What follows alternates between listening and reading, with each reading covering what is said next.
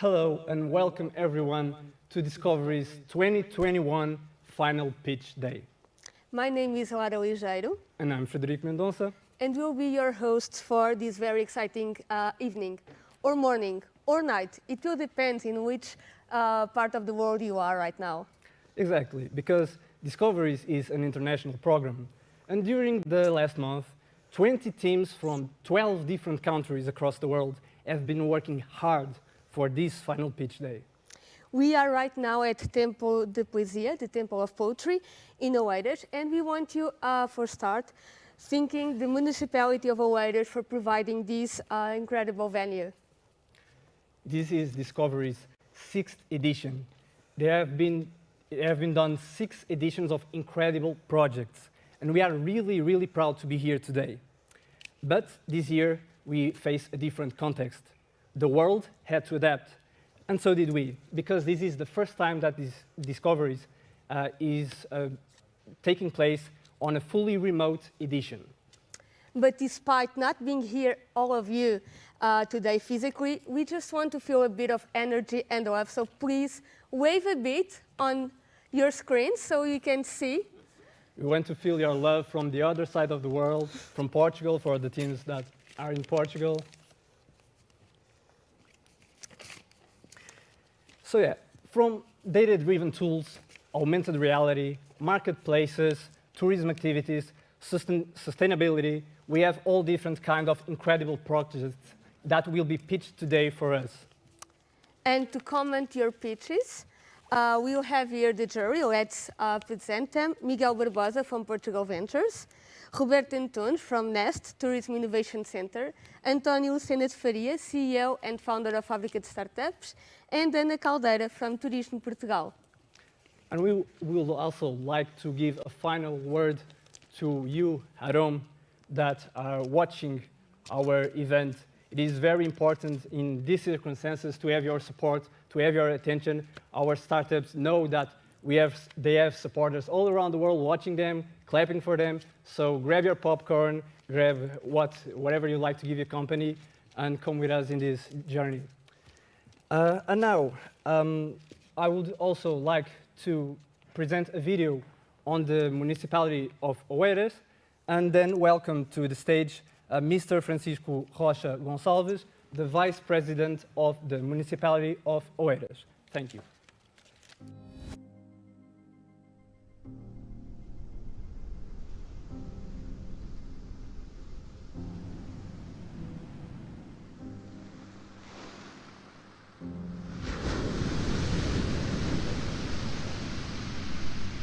Between the sea and the sky, the municipality of Oeiras is already one of the most developed of Europe. Here pulse some of the largest and most innovative Portuguese companies. The non-financial companies operating in Oeiras are worth 24 million euros in business. Despite these outstanding statistics, which constitute only a part of all that Oeiras is today, we aim higher and further. With the birth of the Oeiras Valley, a new cycle of development starts for the municipality of Oeiras.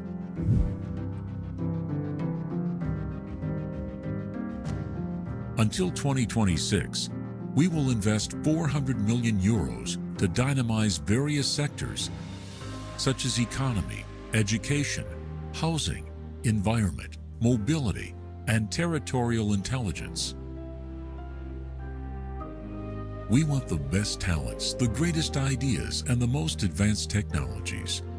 We aim to be the headquarters of the biggest companies of technology and research.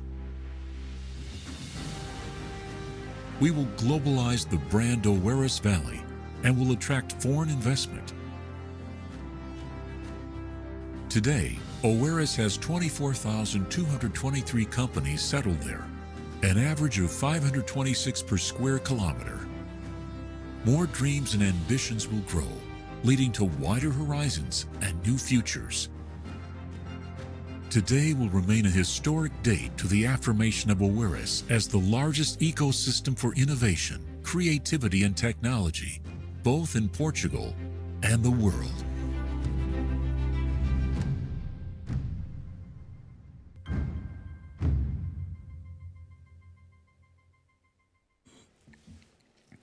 May I? Hello to all of you worldwide. I'm the Deputy Mayor of the City Council of the Municipality of Oeiras. I want to welcome you all to Oeiras and to Portugal and to this year's Discoveries in Tourism and Innovation. I was thinking, what should I say in this event to open this part of the event?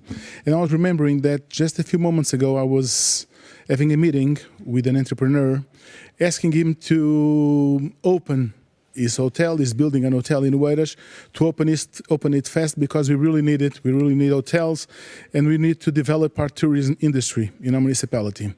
And he was saying to me that he was a little bit afraid because of the pandemics and the way things are in the world. And I was trying to make a point in order for him to develop his project. I'm opening this way to tell you that please consider Oeiras as a tourism startup for you all. What do I want to say with this? Is that we are developing now, we are finishing and presenting our new strategic concept for tourism in Oeiras. Since the last 2 years, we've been developing our strategic concept in tourism in order to develop tourism in our municipality. Why? Because our region, the Oeiras region, is one of the most dynamic regions in the world of tourism right now, and we are having problems in developing tourism in our municipality. Why? Because we have a core business related to traditional business tourists and not the usual tourists that come to our region. We have tourism related to events, we have tourism related to business, to companies, but we want the tourists to come to Oeiras, to have business here, to develop their business here in our municipality, but we want them to stay. We are now developing and rebuilding our historic buildings. We are now passing the management from the government of the country to the municipality, and we want you all to come to Oeiras to discover and to transform our city in a tourism startup. As you all know, in the last year, the world has been facing a problem that we haven't been facing for a few decades. This pandemic has raised doubts, has raised questions, and is making a lot of us afraid for the future. We must consider this time as a parenthesis in our lifetime. A parenthesis that will pass, and we will continue our normal life and will develop new businesses. But a parenthesis that doesn't mean that everything changed or that we have to forget what happened. No, we have to reinvent ourselves, reinvent businesses, and reinvent tourism industry for the new time. And in order to do so, we have to be creative. And I believe that Discoveries is all about that. To be creative, to be inventive, to think out of the box. And what other place in the country than Oeiras to do so? We are the most dynamic region in the country. I don't like to call it rich, because rich is not a good term for it. It's dynamic, it's creative, it's inventive. So once again, I want to welcome you all to Oeiras. Please come and please consider us as your tourism startup for the next few years. Thank you so much, and thank you all for having me.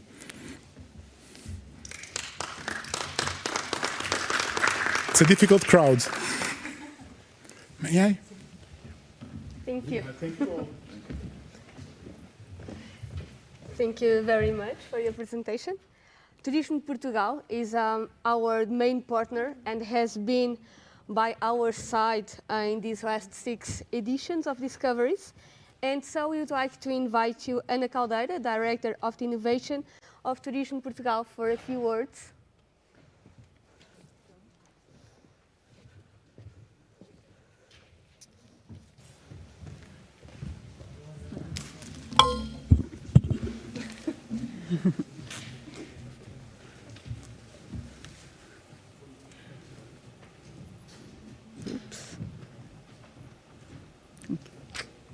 Well, good afternoon. Maybe I can reach this out. My name is Ana. Good afternoon. I'm responsible for innovation and project management at Turismo de Portugal. I would like to present you a little bit of what Turismo de Portugal is, what do we do, and why we are here today partnering with Fábrica de Startups. So, Turismo de Portugal is the National Tourism Authority and it's responsible for implementing the tourism policy at national level, and it reports directly to the Secretary of State for Tourism. Its roles covers the development of tourism infrastructures and tourism products, education and training. Turismo de Portugal has a network of 12 hospitality and tourism schools all over the country. It supports investment through grants and financial schemes to the industry. It's responsible for the promotion of Portugal abroad, and it regulates gambling. And it also produces data for the industry and fosters innovation and promotion of an entrepreneurial ecosystem for the tourism sector. And this is where my team step in. Let me share with you that tourism strategy for 2027 aims at putting Portugal at the forefront of tourism innovation. I would like also that you have the knowledge that we also have 17 international offices covering 25 countries, developing the promotion of Portugal abroad, as well as supporting business. So, where does Discoveries relate to Tourism in Portugal? It's one of the programs that are financed under the Fostering Innovation in Tourism, along with other 15 programs. Turismo de Portugal have launched a FIT program in around 2016 with the main goal of stimulating the entrepreneurial ecosystem in tourism, focused on ideas and business models for the tourism sector, with the ability to revitalize and boost the mindset for innovation and for competitiveness in the industry. Currently, we have almost 46, around 46 incubators, accelerators, which means contact with around 1,200 startups, projects, and ideas. In 2021 FIT agenda, the current major programs concern recovery of the tourism industry, of course, as well as sustainability and innovation to improve the overall experience for tourists, increase efficiency of businesses, and optimize the impact of the industry. Now, we have already invest 1.2 million euros in these programs for 2020-2021. These were the 5 designed challenges, which are very much aligned with the tourism strategy for 2027 and with the trends for a near future.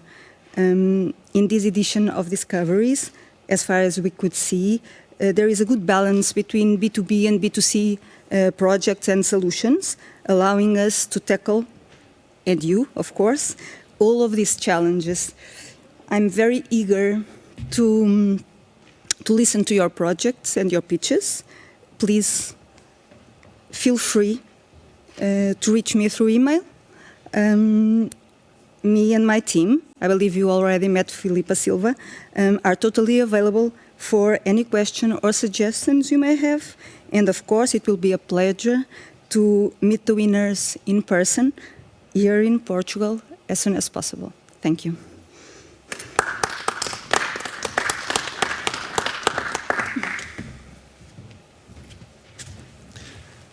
Thank you so much, Ana, for the words, and thank you, Turismo Portugal, for this important partnership. Without you, we wouldn't be here. Now that we have met the jury, we will proceed for the pitches. But wait, we are not here there. We are not there yet. Breathe in, breathe out. Because first, we need to recap what are the pitches rules. Each team will have 3 sharp minutes to present their pitches. And the jury will have 1 minute and a half to make a commentary on the pitches. Before going to the pitches, I'm receiving here a message that someone that you know, someone very familiar to you, has a little message that wants to show you.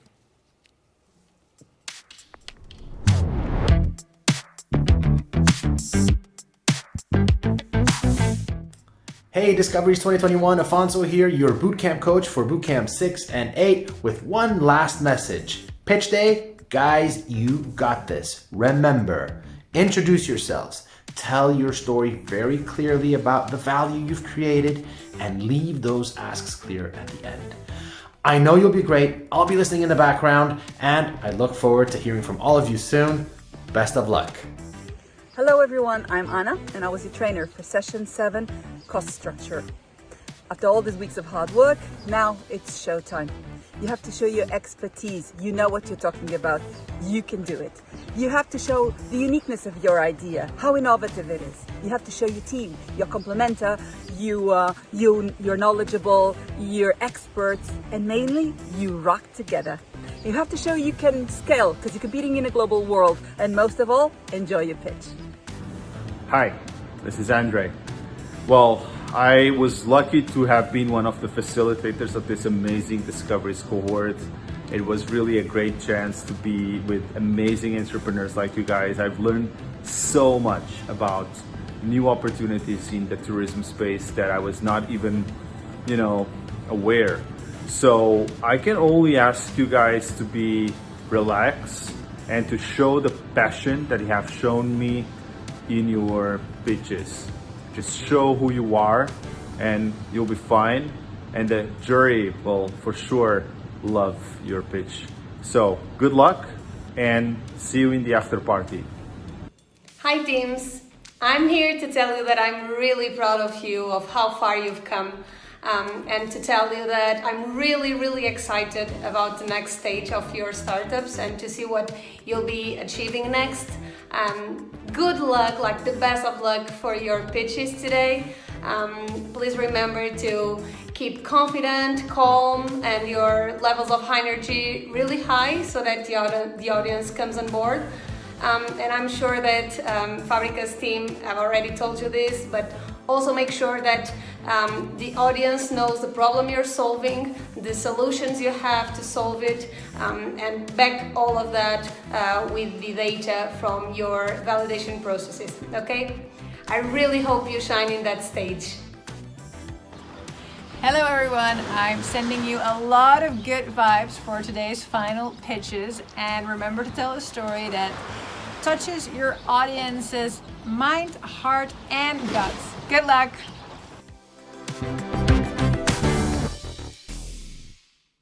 And hey, we're back.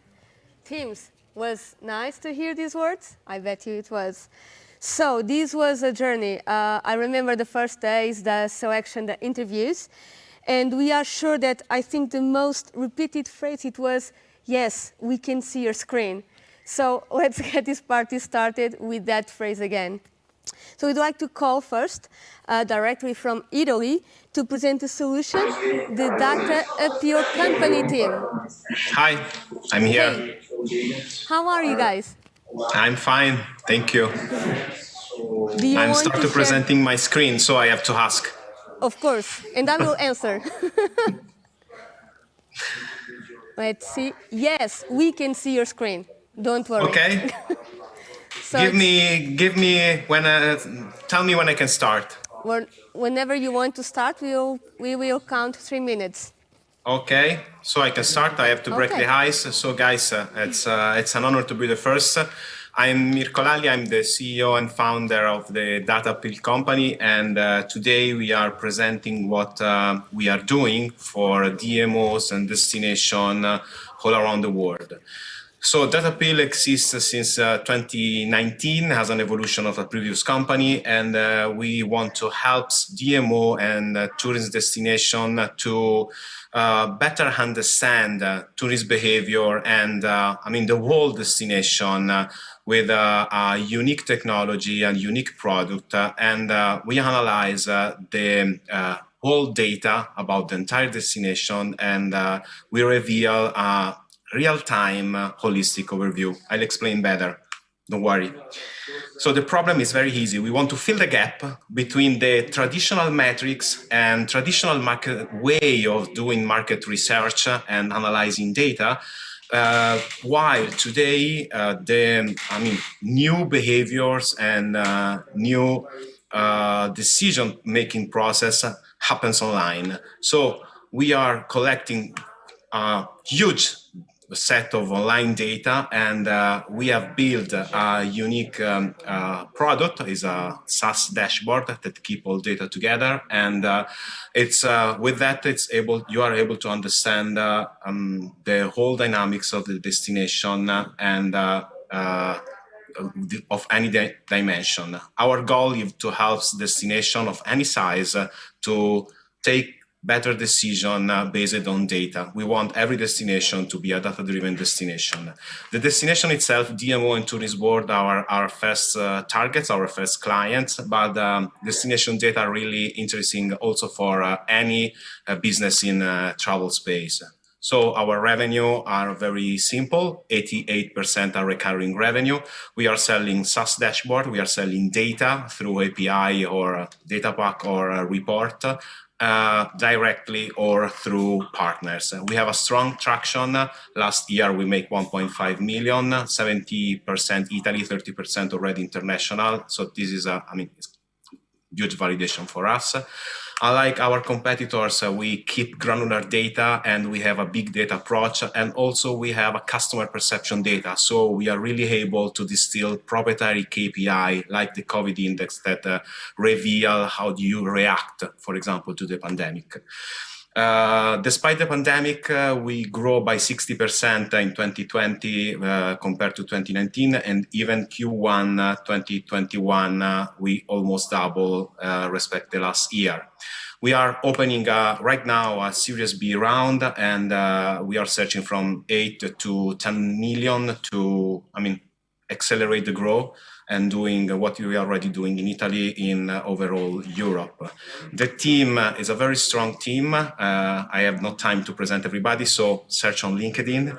And the roadmap, it's quite straightforward. So it's already validated the process, and we want just to repeat again our process overall in Europe. Sorry to stop again. That's all. If you want us to finish the sentence. Yeah, I'm finished. So we are searching for a new round of between 8 to 10 million, and we want just to have the chance to present the product, because literally it's so amazing that we need just to demonstrate its value. Thank you. And congratulations, you were the first one. So good. So if the jury wants to comment, 1 minute and a half. Thank you. I would like you to ask you a question. Sure. What message do you want people to remember at the end of this presentation? Just one message. I really love to transform every destination in a data-driven destination. So we are working hard to democratize and simplify the analysis of data. Thank you. Okay. Thank you for your presentation, Data Pill Company. And from Italy, we go directly to India. We asked the takeoff team to explain how to send messages already at the airport and on the plane. India, we can see your screen. Good, good. Before I start, very quickly, thank you very much for the organizers, the sponsors, an absolutely mind-boggling, awesome organizing team, amazing mentors, and inspiring fellow startups. Thank you so My name much. is Venki. My name is Venki, and I'm one of the co-founders of T-Takeoff, and I'm going to start my presentation now. Can I request somebody to go on mute? I can hear some feedback. I don't know where it's coming from, please. What I would like to present to you is a unique solution both for airports, international airports, and I'm sorry, somebody really needs to go on mute. I'm sorry about this.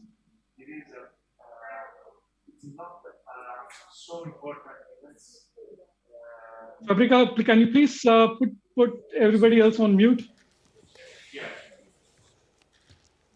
Venki, sorry for this. You can start now. Okay, I'm going to restart again. Sorry about that. It's fine. Thank you. Thank you. So today I'm going to be presenting something to you that is very unique in the travel industry, something for international airports as well as for international passengers. You know, when passengers travel outside of their home country, the international data roaming costs can get quite high. There are airports that do offer free Wi-Fi, but for a limited duration of time. And in some countries, like in India, for example, it is practically impossible for travelers outside of the country to use the Wi-Fi at the airport because of regulations.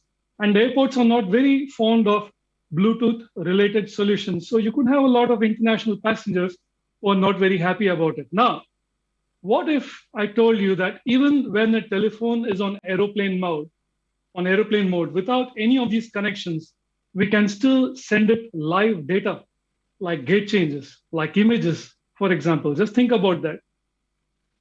And how we do this? Very simple. We use data over sound. Our solution is pending a patent. And the best part about this solution is that airports just don't need any new infrastructure at all. We simply use what they already have, their public address systems, and they just need our solution to make it work. Now, there's a good amount of money to be made on it because we have a two-pronged approach. We have our own T-Takeoff travel platform where we bring the e-commerce world inside the airport and we digitize the vendors.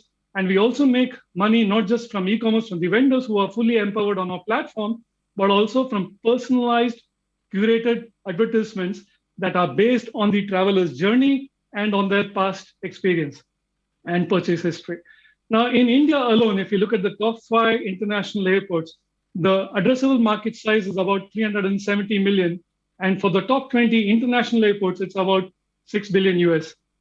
What can hamper us is if Wi-Fi becomes unlimited free in all airports, and if the international data roaming costs become extremely low cost, and the airport's own e-commerce or digital systems, these are our main competition. We have the attention of the Honorable Minister of Civil Aviation in India. We have been personally referred to him because they do run quite a few airports in India. And we have given demos to the top 6 airports in India.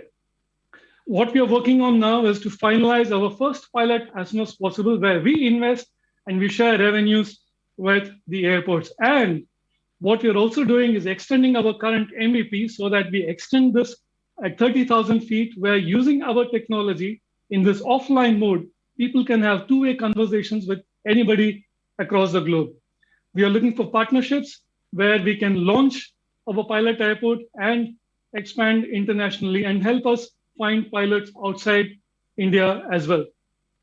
The team comes to you with about 140 years of cumulative experience spanning 5 countries, including reputed organizations like Emirates Airlines, Amadeus, the Airports Authority of India, NIT Technologies, and a lot more. With that note, I thank you for your attention and I await your questions or any comments that you may have. Thank you. Thank you so much, Venki, for your presentation. We are really having a great takeoff here today at Discoveries 2021. Now I'd like to ask the jury to make a comment on your presentation. Well, actually, I'm not going to make a comment. I'm just going to ask you one question. And the question is, do you have your technology already running at one airport? So can you remember us which airport you have? No, it's not running. We've given demos, live end-to-end demos at the airports. We don't have it running yet because the airports did want us to pilot but we are negotiating currently because till December, they didn't even want to talk to us about any new projects. And there are certain things that we are still negotiating because we don't want to do it for free, basically. So we are still negotiating. We are trying to see who could be the best pilot in India for us. Okay, thank you. You said something at the end that actually got my attention, and that is that your technology could be used also not just for airports, but also for people to connect while they are, for instance, inside a plane. I have to tell you that I think that second option is the one that, at least in my case, makes more sense, because you know that you are going to face strong competition by the airports themselves and other technologies that are going to be in place at airports. So is that too difficult to implement? Is that something that is just a dream, or can it be done? No, we are working on it because actually, when we took this idea to one of the airports initially, this was a challenge they threw back at us. They said, fine, it's good to send gate information, duty-free promotions, etc., but we would like to have this communication. So we are working on it because there are some international airlines which are very interested in this. Yeah. Okay, thank you very much. Congratulations. Thank you. Thank you for your questions. Thank you. Thank you, Antonio. And thank you again, Venki. So, for sure, you already noticed that in the last year, when you are working at home with Zoom, Zoom can give you those fantastic backgrounds, right? You can be anywhere while you're in your house and working, actually. But what if we were really in the other country? So, Mexico, are you there? Noma District team? Yes, we're here. Hey, please let us please explain us how I can do that. And good luck. Thank you. And yes, we are seeing your screen. Great, thank you. We have all witnessed how the COVID pandemic has forced thousands of professionals to work from home. This has massively accelerated the global movement of digital nomads. By definition, a digital nomad is a person that can travel the world while working remotely.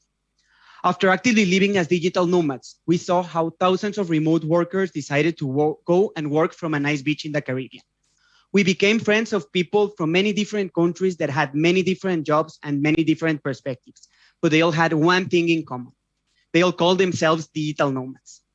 As we lived this lifestyle, we started talking to our friends in Mexico and Latin America about this way of living, and we identified our target customer, people that feel trapped in the system. After running a lot of interviews, we detected that many of them want to become location independent, but they don't know where to start. They don't know how to apply for a remote job, and if they have the job, they don't know where to live. Also, they are afraid of taking this step alone. Our mission is to inspire and to guide them in this journey of packing their bags and living this dream. To validate, we created an ebook and a masterclass where we shared everything you need to know on how to become a digital nomad. And in 2 weeks, we sold $10,000 in revenue. After this validation, we started building our platform that will host one of the biggest digital nomad communities.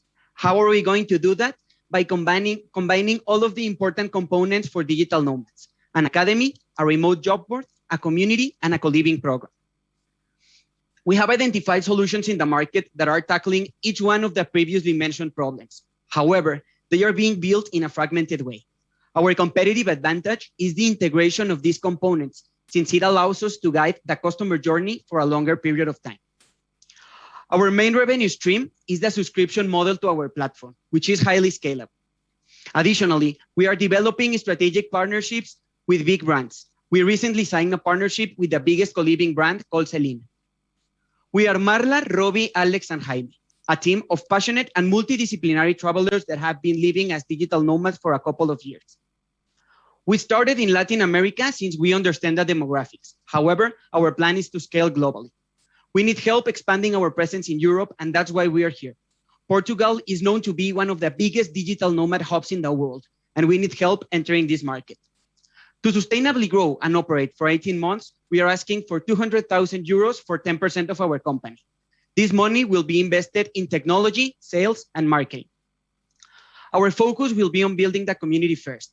Then we will partner with the right entities to scale our offer in the digital nomad market. By the third year, we will have tons of data about the digital nomad consumption habits. And we envision that one day, when McKinsey writes a paper about digital nomads, they will come with us. The end of the pandemic is coming, and the boom of the digital nomads is imminent. This is estimated to be the biggest wave in the digital nomad history. There is no better time to address this market. Every crisis comes with new opportunities, and this is the perfect opportunity to make the world your office. Thank you very much. Thank you, Jaime. Amazing. Jerry, if you want to comment?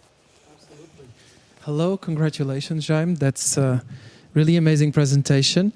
I think that the opportunity relies on paying really attention on the development on each market, on the potential of digital nomads. And that has to do as well with the working market. So it's a question to you, how you will tap into the biggest opportunities that exist worldwide, which means in order to build the communities, you need to understand from which markets, so the emissions come in. How do you create intelligence on this aspect? Well, our main focus right now is building the community because we think that's the most important part, right? And we are living as digital nomads ourselves. We are in the field gathering all that data and all that knowledge, right? That's one part. And the other part is our platform. Our platform is about to be launched. And in that platform, we are creating the proper data streams where we are going to funnel all that data, and we are definitely going to be transforming that data into valuable insights that will allow us to expand our business and to start growing into different regions in a smart way. Thank you. Thank you, Jaime. Well, we are moving on for the next team. Remember when I asked you in the beginning to grab some popcorn to make company? I think you should grab some cheese and some wine because we are Tasting In will be presenting right now, right from our neighbors, Spain. Tasting In, are you here? You are, and we can see your presentation. So whenever you'd like to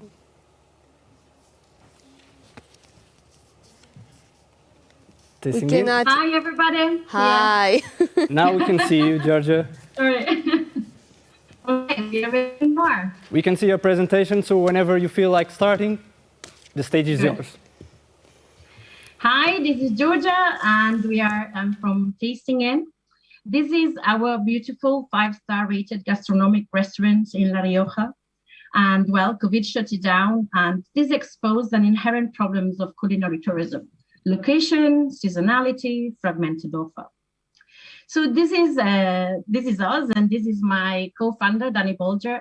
And what we understood that new ways to connect producers and foodies were needed. So our mission now is to provide a new solution to bring back the pleasure of savoring new tastes and connect experts with producers. This time, 360 days a year, online and offline. So we are welcome to Tasting In, the first marketplace dedicated to online and face-to-face tastings. Our solution for those not traveling is virtual tasting and online experiences. For those traveling is face-to-face food and drink experiences. And for business, we organize virtual tastings for team building, client engagement, incentives. So what do? We connect vendors to consumers. Our vendors are producers, sommeliers, wineries, and our consumers is B2C foodies, wine lovers, beer lovers from around the world. And businesses, they have medium to large multinational with corporate remote teams, and these are some of our precious clients. Currently, we have 80 vendors, mainly Spain, but also Italy, Ireland, UK, and hopefully soon from Portugal. What we offer them is a free e-commerce store, and their benefits, they have reduced seasonality, increased sustainability all year round. So we are dedicated to food and drink. We are all-in-one, online, offline, and business. We are multi-product, we are a marketplace, and our vendor do ship their products to your home. We get our money from vendors with a commission on sale, and from businesses, direct sale for organizing virtual tastings. We started bootstrapping with no external investment. We launched our MVP in May 2020. We won the SET award, and then we started working with businesses. Here we are, year zero, May 2020. We sold more than 200 private tasting, and we had from businesses more than 800 participants in 6 months. Now, Stop and think about this market and the scalability. Only in Visit to Winery in Southern Europe, we had 24 million visits in a year, and this is expected to grow 16.8% by 2027. We are looking for an investment of 350K to invest in products and markets. We want to develop our products. We want to expand into South Europe, and then North America. Here we are, 3 years from investment, achieving our 8.2 million revenue. So get ready to taste and discover a world of taste with Tasting In. Thank you very much. Thank you for your presentation. And now we would like the jury to make a comment. Hi, Georgia. Thank you for the presentation. I saw that you have a B2B and a B2C model already. What do you aim to be in the future as a startup should focus on one of those models because they do consume money and different type of competencies of the team? Okay, that's a very good question. Thank you very much. So we are looking to be a B2C marketplace and to build scalability for that kind of market, but also we are looking at developing a product using artificial intelligence to digitalize and simplify the way business can tailor virtual tasting for their businesses, for their teams. So although the bigger plans on long scale is B2C, the B2B is growing with us and is allowing us to grow day by day. And eventually we will digitalize that as well. Thank you. You're welcome. Thank you, Georgia.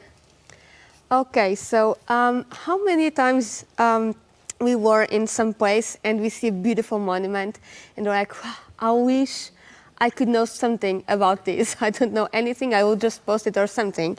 And so from United Kingdom, GeoTourist will present a solution for this. GeoTourist, are you there?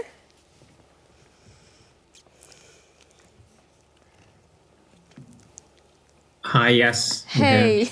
Hi, can you hear me? Yes, and we can see your screen and your presentation. Yep. Thank you. Okay, ready. Okay. Hi, I'm Shaun Talukder, CEO and co-founder of GeoTourist, and we are building an audio map of the world.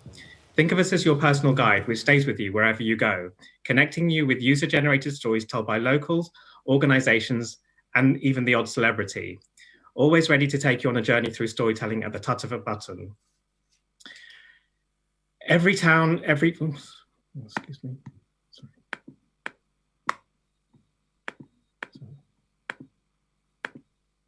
Every town, every place, every community has great stories. And every town, every place, every community has great storytellers.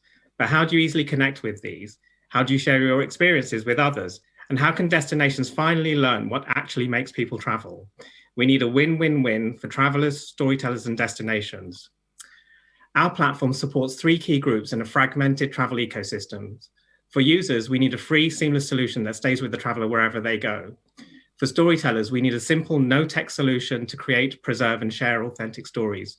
And destinations currently have no real way to measure what inspires people to travel or how to encourage them to explore more of their destination beyond the hotspots.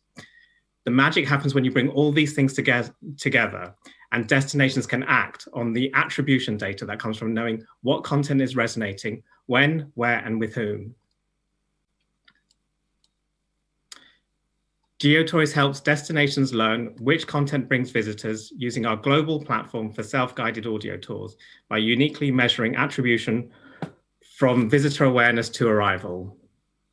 Last month, we were invited to speak at a major conference as leaders in the space alongside our competitors. We believe we can disrupt the sector and become market leaders as only we provide attribution data. In the government destination segment, using our unique attribution data modeling, we believe we can conservatively capture 10% of marketing spend. For destinations who spend money on marketing, it would make no sense not to use GeoTourist.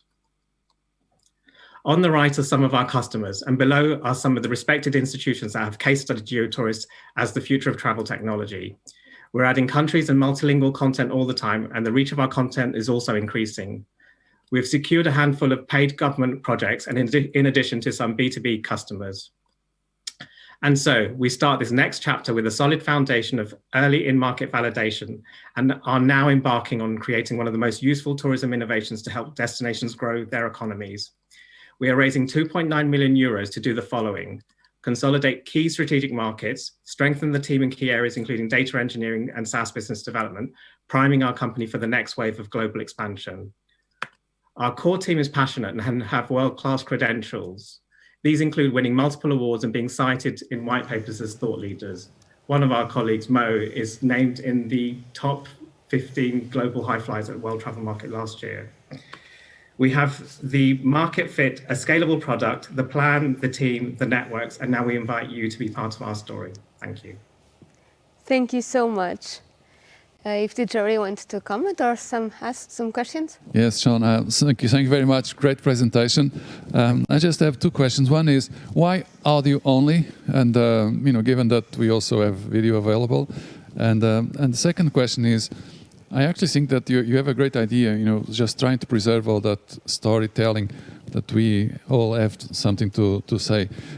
But my question in this case is, who is going to create your content? I understand it's only audio, but still, who's going to be the content creator? So can you repeat the first question? I'll answer the second one, but can you repeat the first one? Yes, the first is, why audio only and not video also? Oh. Right, okay. So we decided to use audio based on user feedback. In order to enhance the experience and not to be distracting, users basically fed back to us that the one part of the story that would help the experience is the storytellers. And that kind of gives us the answer to the second question, which is user-generated content. Now, users can be locals, it can be organizations, it can be agencies representing destinations, it can be the destinations themselves. Basically, the platform can allow anyone who has a story to tell it, and that's what makes it more authentic. So our kind of strategy will be to work with agencies and destinations in the first instance to get content out there and use the data attribution strategy to kind of show them what stories are bringing their visitors in, and also use that to kind of create data models on the personas so that we can understand what the people are interested when they come to visit. So you crowdsource the content? Yes, yes. Okay. And do you pay anything for the content, or is just people that like to tell stories and you got that? So basically, people who like to tell stories, we are going to be using the data attribution to help them determine that they can bring visitors in. So if their stories are popular and they drive footfall, that information is going to be able to make them real influencers because they're actually bringing visitors into the destination, and that can be monetized. Okay, thank you very much. Fantastic. Thank you. Thank you. Thank you so much for your presentation.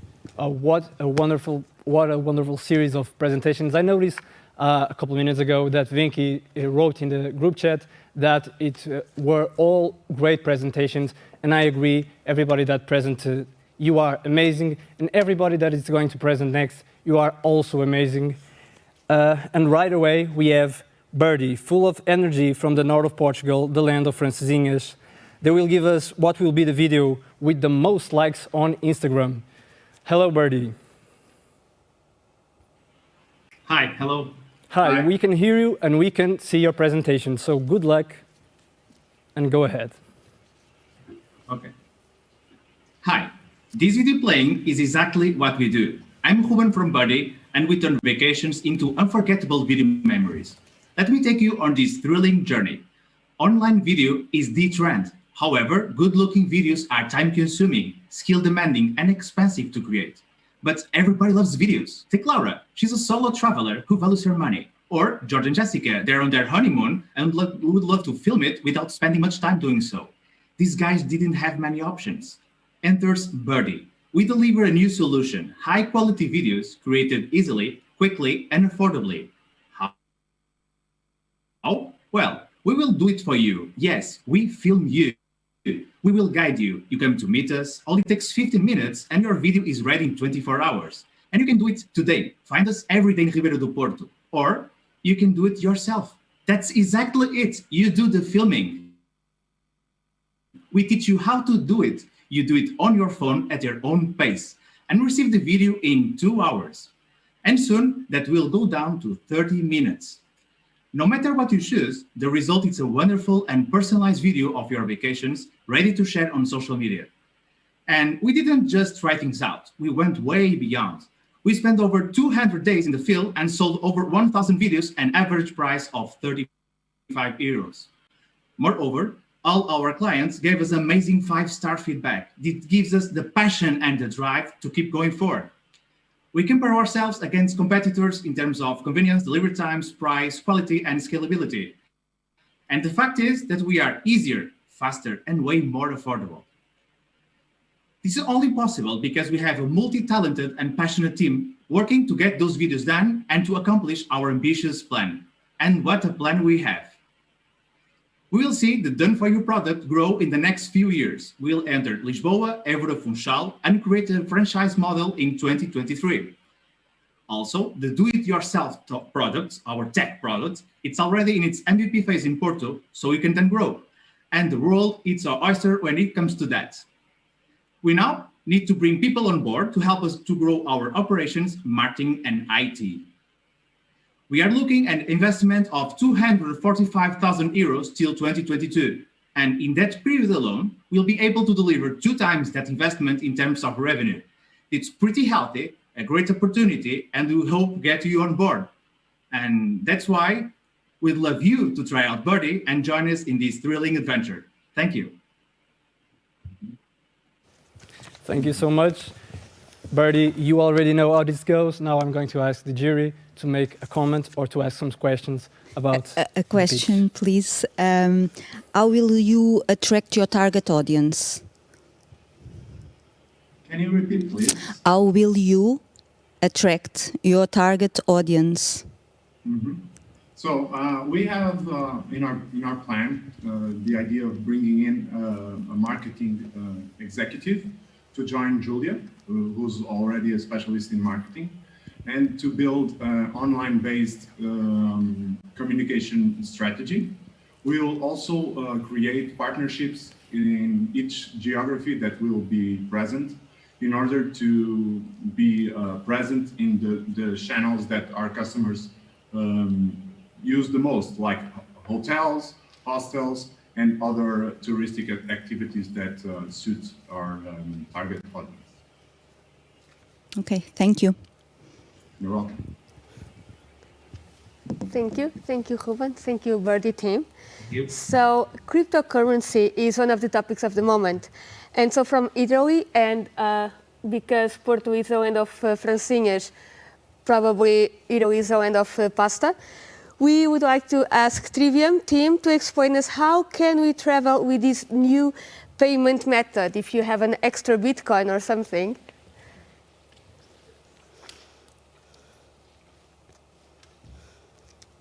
Okay. We are seeing the presentation. But we have Birdie. We are seeing Birdie. Not.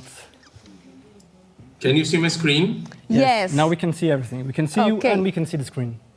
Okay, perfect. That's awesome. Okay. Good luck, Alessandro. Thank you very much for giving me the opportunity to speak. My name is Alessandro. I'm the CTO and co-founder of the Thriving Company Limited, and I'm here to talk about my project, which is Thriving. But before we start, let me ask you a question. Did you know that at this very moment, there are more than 100 million crypto wallets all over the world, which share a total value of more than $350 billion in crypto assets? All of these, while there is a very huge market, which is the tourism market, which counts more than $540 billion in travel expenses every year, and at the same time, the hospitality industry is suffering huge problems like a saturated market from big companies, forced fees, which forces them to compete each other in price war to gather new customers. All of these with weak support to hotel owners and obsolete technology. To solve those problems, we created a Thriving booking platform, the first platform based on blockchain technology who will allow to transfer crypto value from travelers to hotel owners, now with more than 1 million affiliated properties worldwide. Our business model is fairly simple. We plan to take from 10 to 15% commission on every booked room. And this will create a competitive environment and will allow us to grow faster while also giving cashback to users, giveaway, and so on. As you can see from our roadmap, we are launching our product next month, and we plan to make the booking platform fully operational by 2022. We are going to release also 2 new products, the Trivium Gift Experience, which is a prepaid cryptocurrency payment options for travel, and the Trivium Software All-in-One, which is an all-in-one software for small hotel chains. As you can see from our competition chart, we are dealing with giants. But regarding our crypto niche, we only have one true noticeable competitor, which is Travala.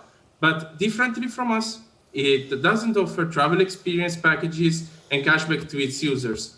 Also, regarding the number of affiliated authors, we plan to have the same as Booking, 2.5 million, by the end of next year.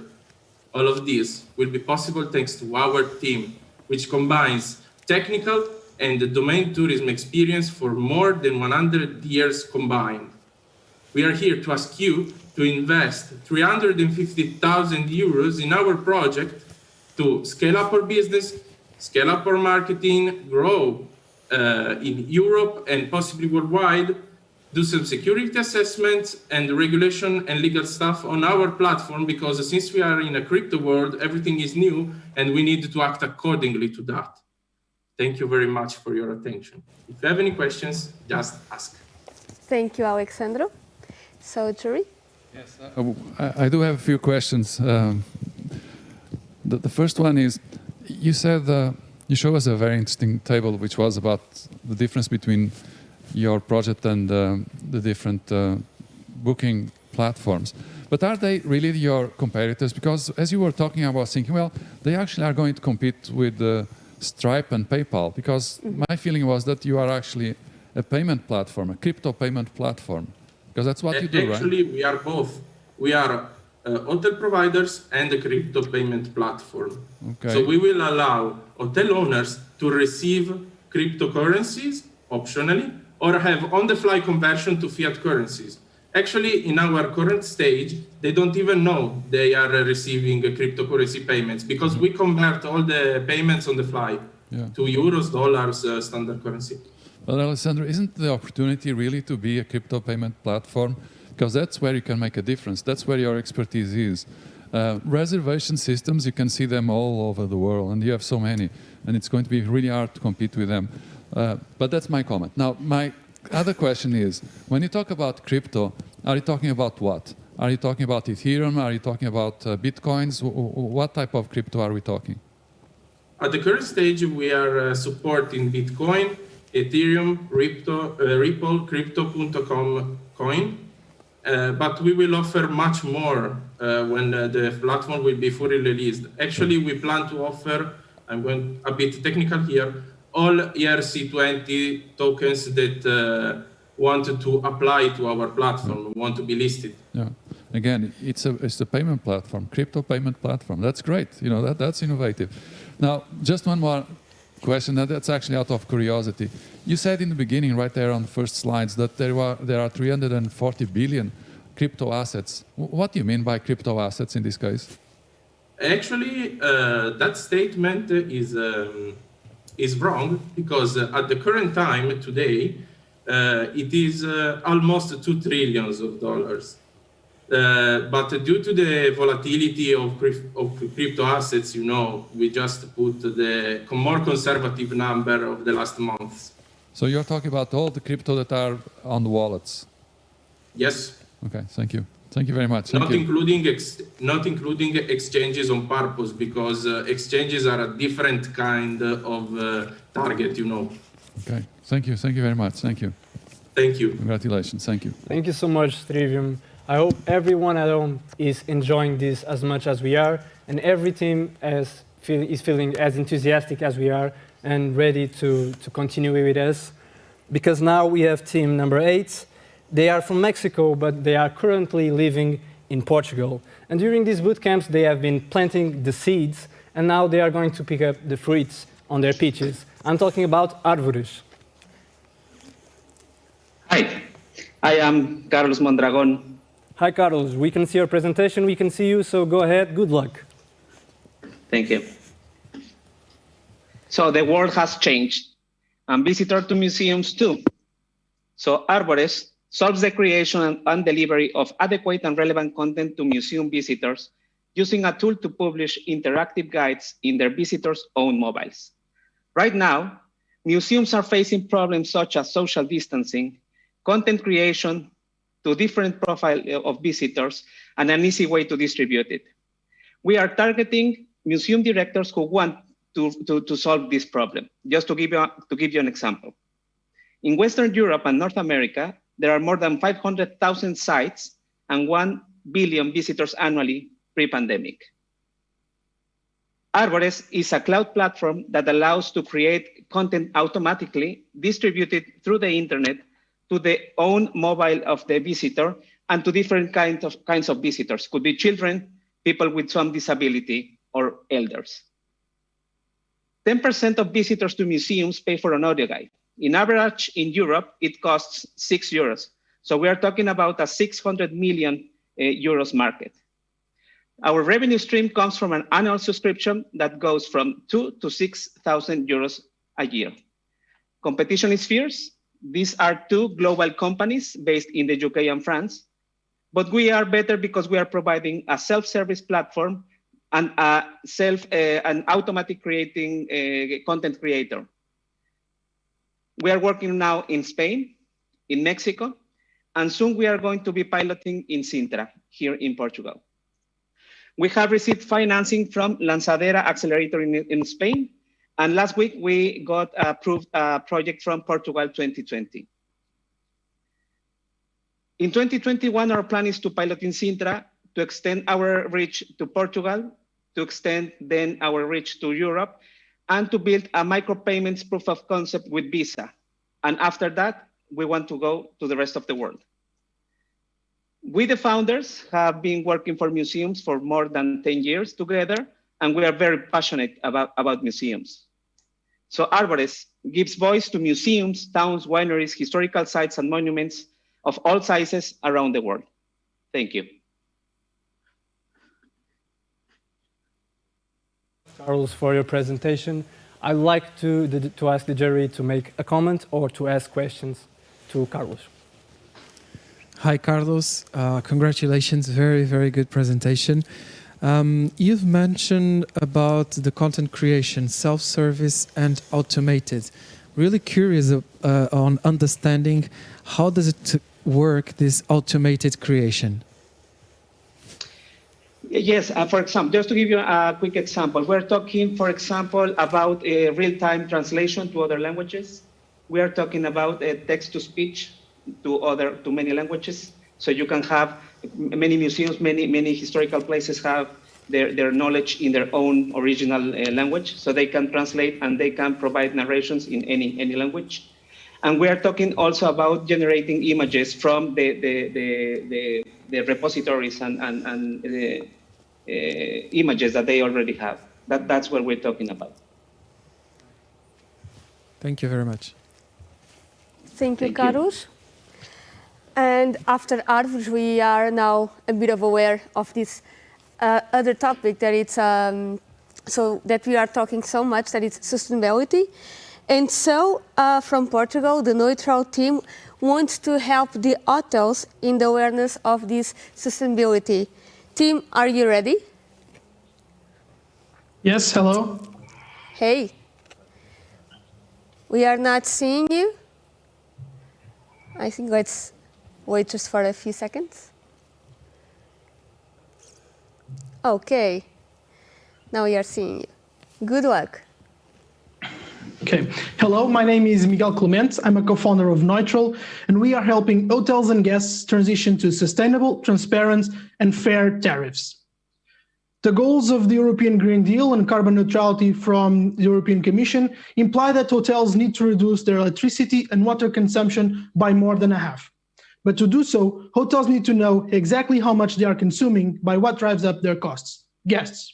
But right now, hotels don't accurately measure how much their guests are consuming, and they are using estimates of averages to price their rooms. On the other hand, Guests have no idea how much they are consuming, so they don't know what they are paying for.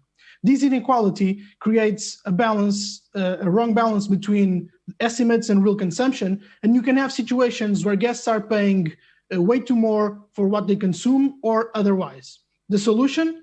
A monitoring guest consumption system that allows hotels and guests to know exactly what they are consuming in the moment.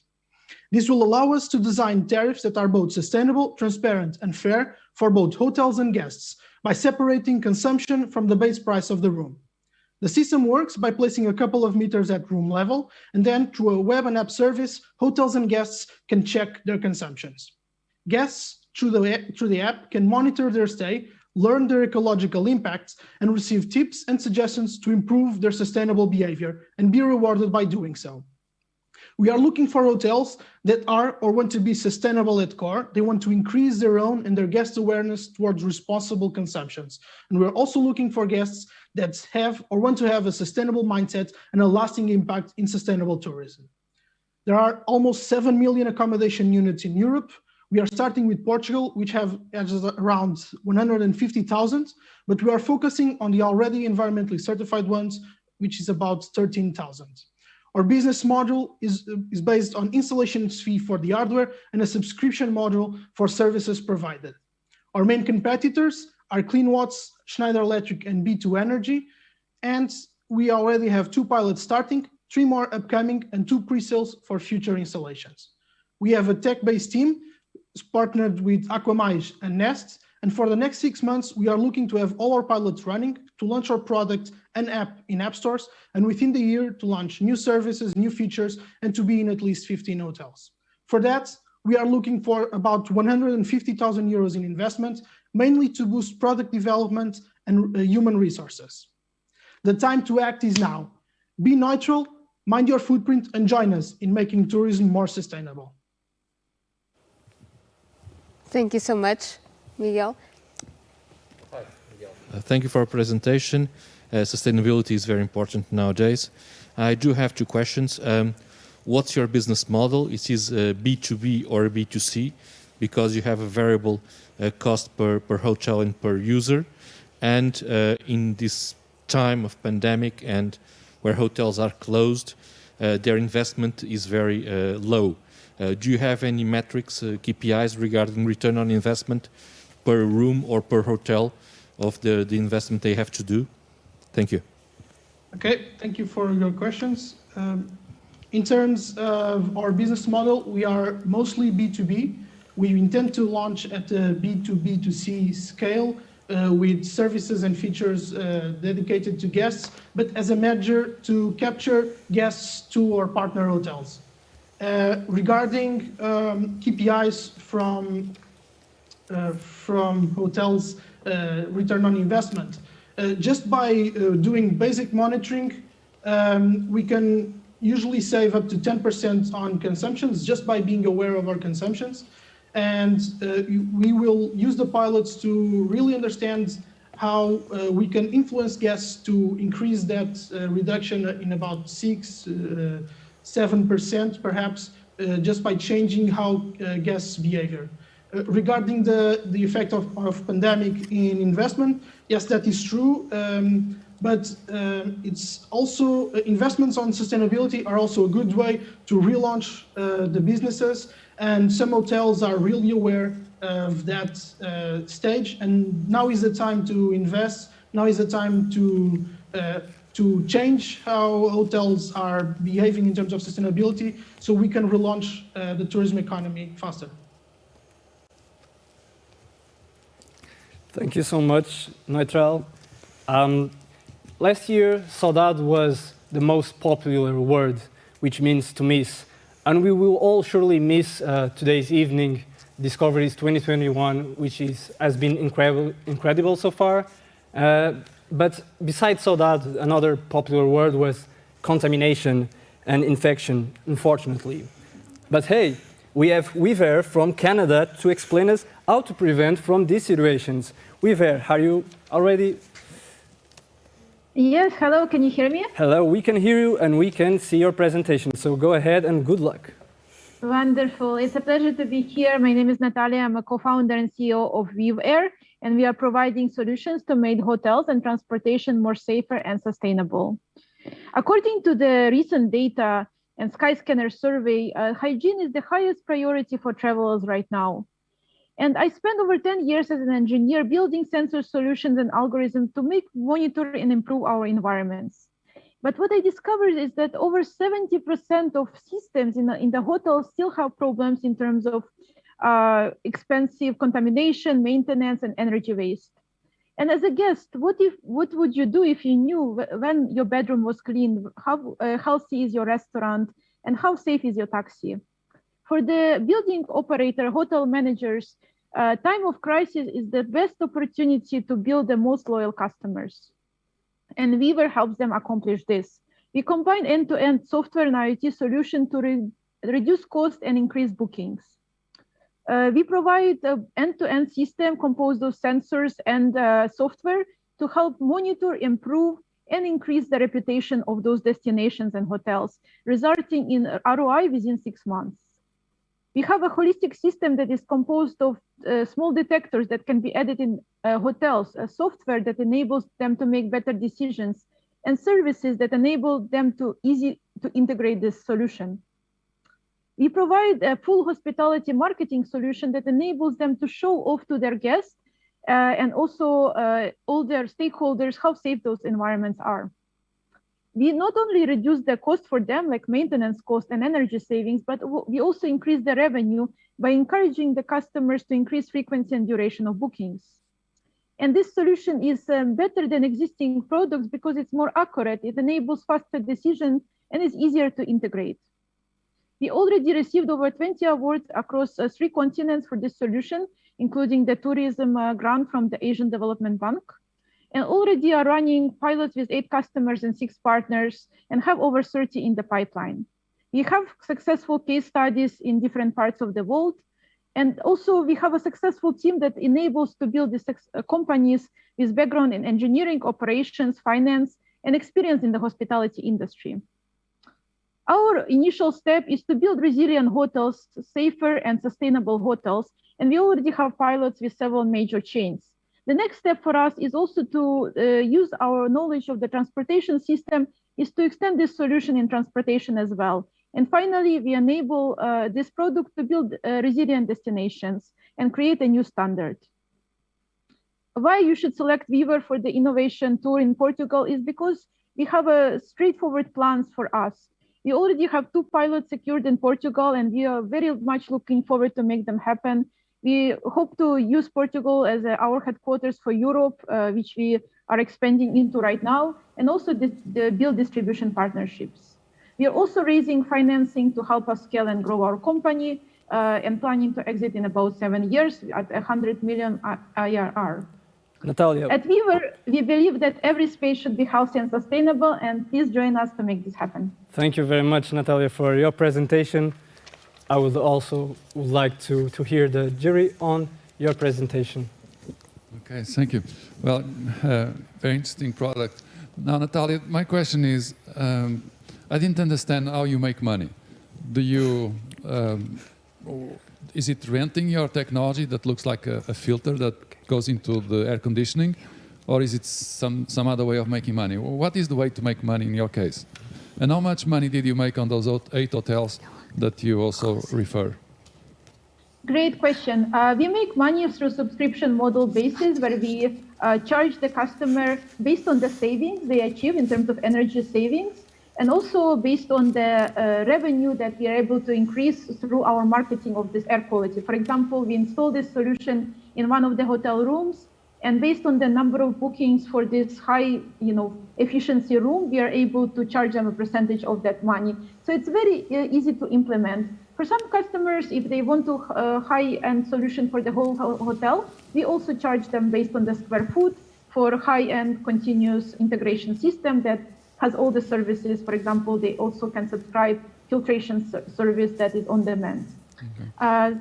And so your second question was about how we install it, or? No, how much money did you make as of now in terms of the 8 hotels? So far we have 50,000 in revenue from the pilots in the customers, and we are planning to convert them. So this is just paid pilots. We expect that each customer is going to generate about 500,000 in revenue for us in terms of the annual recurring revenue. Yeah. Just one more question out of what you just said, because I had the feeling in the beginning that your value proposition, the strongest element of value that you were bringing to your customer was better air, improving the quality of the air. But you actually refer to revenue savings, or actually cost savings. Which one is it? Is it clean air, or is it the fact that you also help them reducing the energy cost? That's a great question. Our USP is it helps balance the cost savings and the improving air quality. Those two sometimes are contradictory, but our solution helps save energy. So we save them costs by optimizing the way their ventilation system are performing and the building is performing. And we help them increase revenue by ensuring that the environment is safe and showing it to their customers. So we help them achieve those both objectives in the one solution. Okay, thank you very much. Thank you. Thank you. Thank you, Natalia. And now we are halfway on this event, but we'll need a bit of a rest, a bit of energy, maybe some coffee for me. And so we'll have 10 minutes coffee break. I hope you're enjoying, and we'll be waiting for you.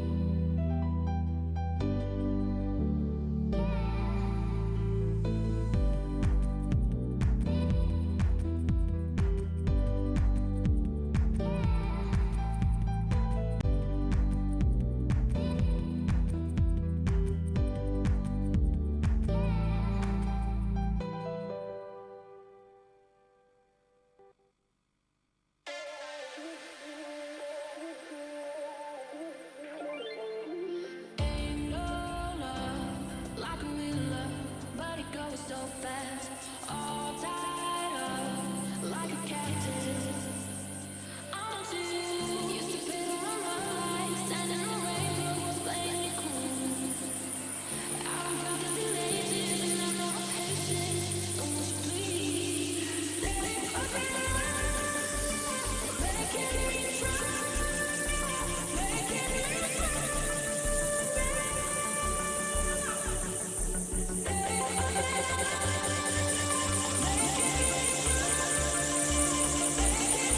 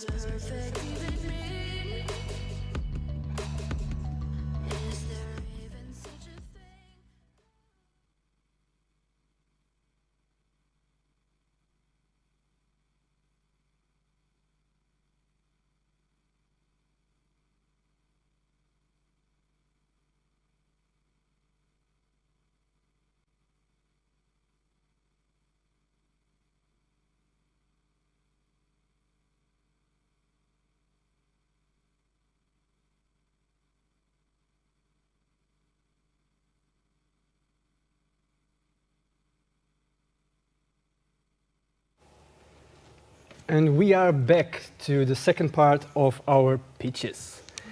I hope that you had a great coffee break. It went by really, really fast, I know, but I hope you are feeling a little bit more energized, that you've recovered some energies, because we still have a lot to do.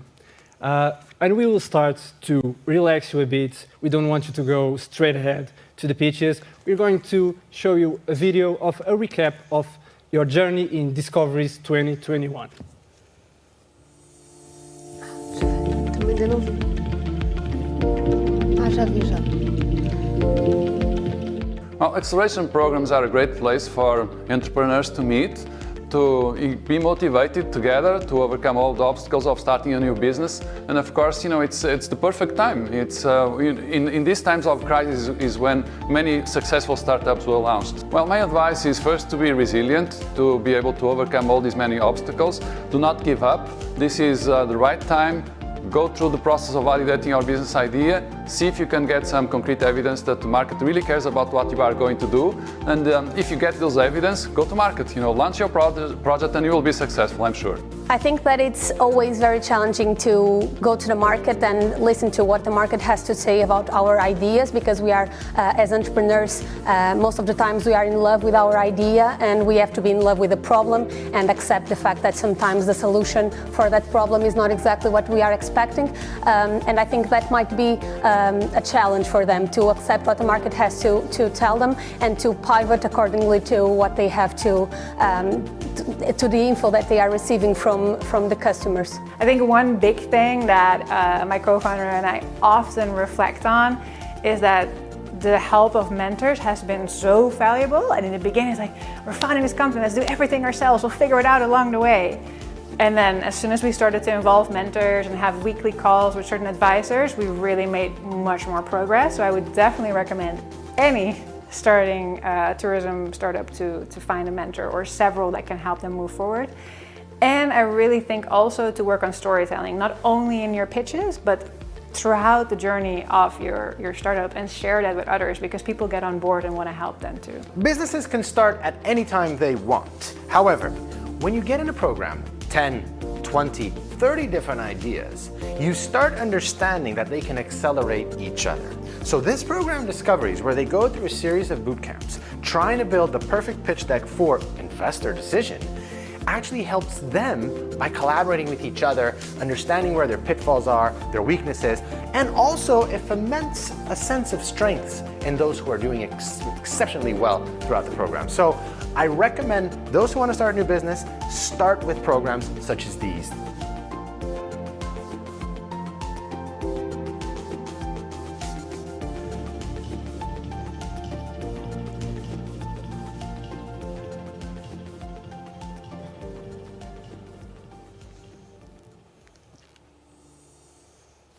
Very well, it was great to see this video, this awesome recap of all the moments so far in Discoveries 2021.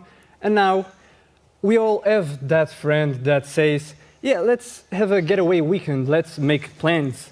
But it never happens, right? You can relate. But we have Trippers, a team from Monaco, which will show us how the plans are going to happen from now on. Trippers, can you hear me? Are you there? Yes, can you hear me? Yes, we can, but we cannot see your presentation yet. Yes, it's coming. All right, there it is.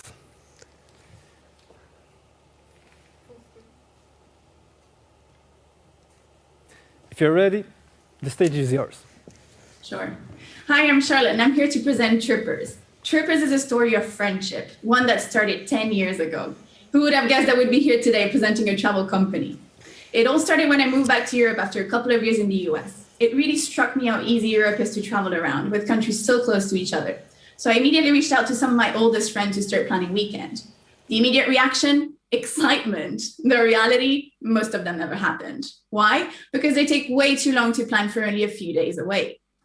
I personally love planning trips, spending hours on the internet researching the best things to do. But when I didn't volunteer to take the lead, the trips never came to life. Because not everyone masters the art of juggling between all the apps and websites needed to plan a trip. And trust me, you'll need a lot of them to make all the decisions you need to make.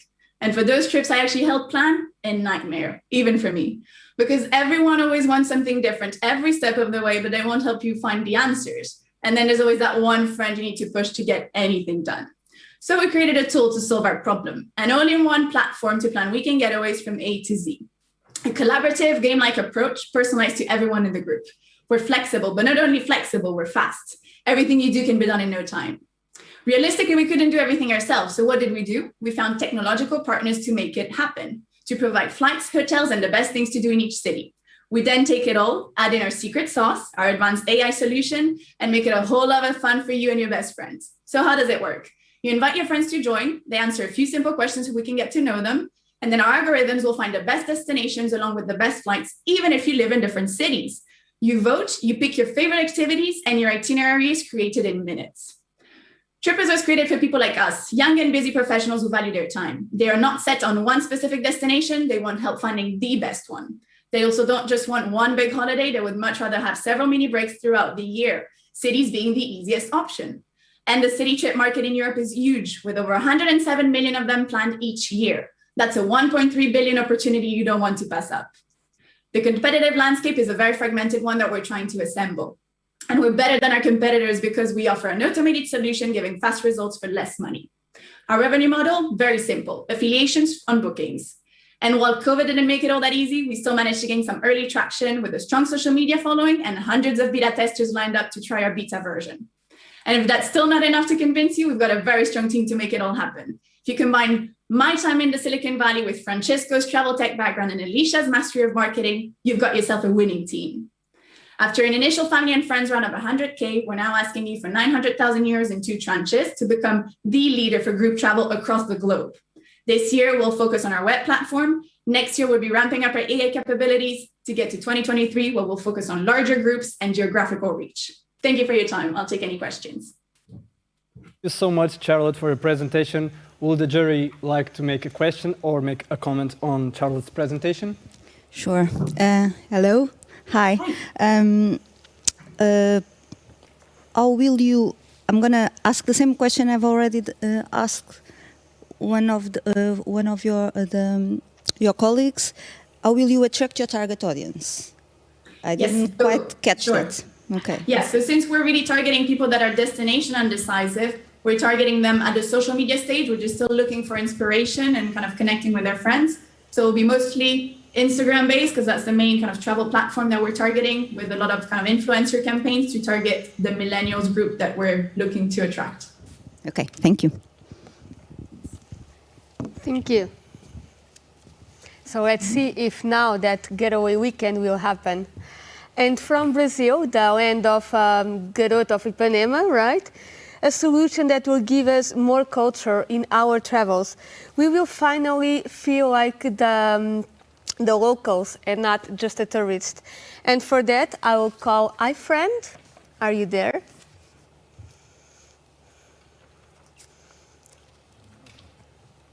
Hi, guys. Hi. Are you listening me? Yes, and we are seeing your screen and your presentation, so whenever you're ready.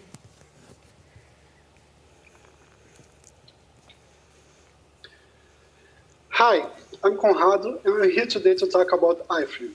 But before, I'd like to speak about tourism, a steadily growing sector. More than 1.5 billion tourists traveled around the world in 2019. This means a more than $1,450 billion resilient market in which 10% spent with tourism activities.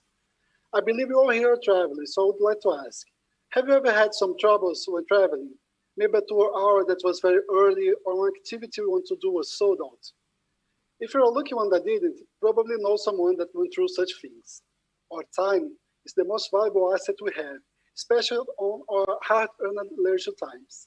Thinking about this, we developed iFriend, a service that helps travelers to solve standard tour products and lack of planning time, using a modern, intuitive platform that connects them to local tour guides and attractions, which is better than our competitors because we offer remarkable experience with our local guides that can be personalized to fit customers' time and wishes. With an easy, intuitive platform, you can book tours or hire exclusive local guides that will create for you an experience totally customized. You'll not need to rush anymore to avoid losing that tour start on time. Actually, you'll be able to start your tour wherever you want. There are a few players in the segment, but no one with the customization possibilities we offer, which are a great differential. Plus, none of them have focus on South America, so it's a market we could use to gain traction. We were able to sell more than 1,000 tours in our first year of operation before COVID-19, getting a monthly average increase of 30% on sales. During the pandemic, our team focused the efforts on development of B2B2C partnerships so we can upscale our sales when people start to travel again. We also have worked hard on the development of our platform. Our customers seem to like our service, as 96% of our ratings are 5 stars, leading to an average of 4.91 stars rating. Our financial model is very simple, as we charge a booking fee from the travelers and a commission from the guides. In the next fundraise, we are seeking for 2 million euros in exchange of a 10% equity. We will use this resource to expand our marketing campaigns so we can get more traction in South American market and start increasing our sales to American and European travelers.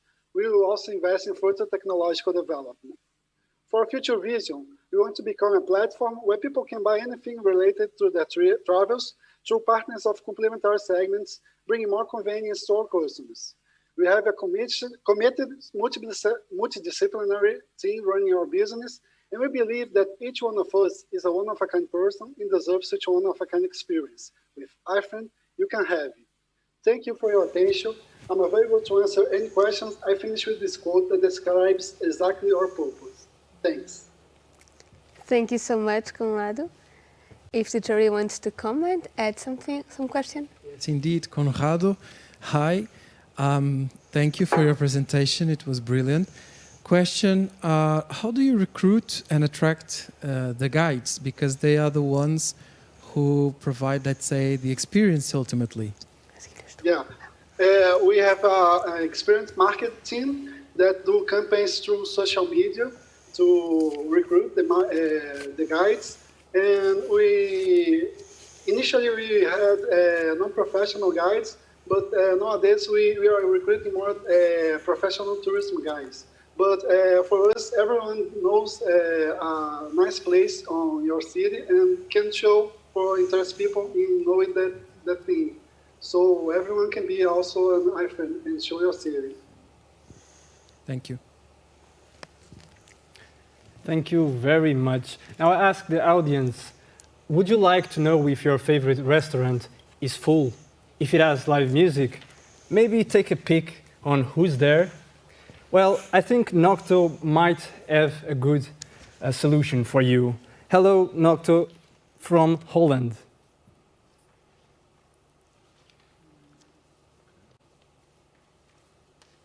Yes, hello, good afternoon to everybody. Thank you so much for having me. Can you hear me and see my screen? Yes, we can hear you and we can see your presentation. So whenever you feel ready, please go ahead. Thank you so much. Good afternoon, everybody. My name is David Franzen. I am the co-founder and CEO of Nocto, the future of hospitality. COVID, as you all know, has been disastrous for hospitality and tourism. There is now a critical need for a digital, data-driven, and corona-proof solution. And that, ladies and gentlemen, is exactly what Nocto is. Fundamental for us is that Nocto needs to be easy to use and that it creates a win-win for all involved. And that is what we do with our two products. On the one hand, we have a free consumer app that helps you to find, enjoy, and share the best hospitality experiences in your area in a safe way. On the other side, we have a business marketing and data tool that helps bars, clubs, restaurants, and hotels to attract and bond with existing and new guests also in a safe way. Now, at the very core of all of this is the Nocto token, the NOC, which creates a sustainable organic ecosystem. Consumers can earn these tokens by sharing their pictures and videos in the Nocto app. The consumers can then spend these tokens on deals and discounts at the participating venues, and these venues in turn can spend those tokens back to us in exchange for exclusive features. And this is just one of the ways that we have now developed a scalable model to expand across Europe. Now, that is not the only thing that is scalable about Nocto. We also have scalable business models. So first and foremost, the app is completely free to download for everybody. Secondly, on the business side, we also have a free subscription package, which means that venues can very easily sign up and test our product. We have 2 paid monthly subscription packages to cater to the different needs of venues. We've recently also released a second business model towards beverage brands, and despite the heavy regulations now on the hospitality industry, we've already generated about 15,000 euros of revenue from this secondary business model. Now, I don't have the time to cover all of the proud achievements that we've been working on, but I do want to highlight a few. First and foremost is the very strong core team that we have, which has actually also doubled in the last 3 months in anticipation of the market opening. Our app has been downloaded 15,000 times. We have 200 plus clients in the Netherlands. 7,500 pictures and videos have been posted in our app, and 3,500 deals have been bought.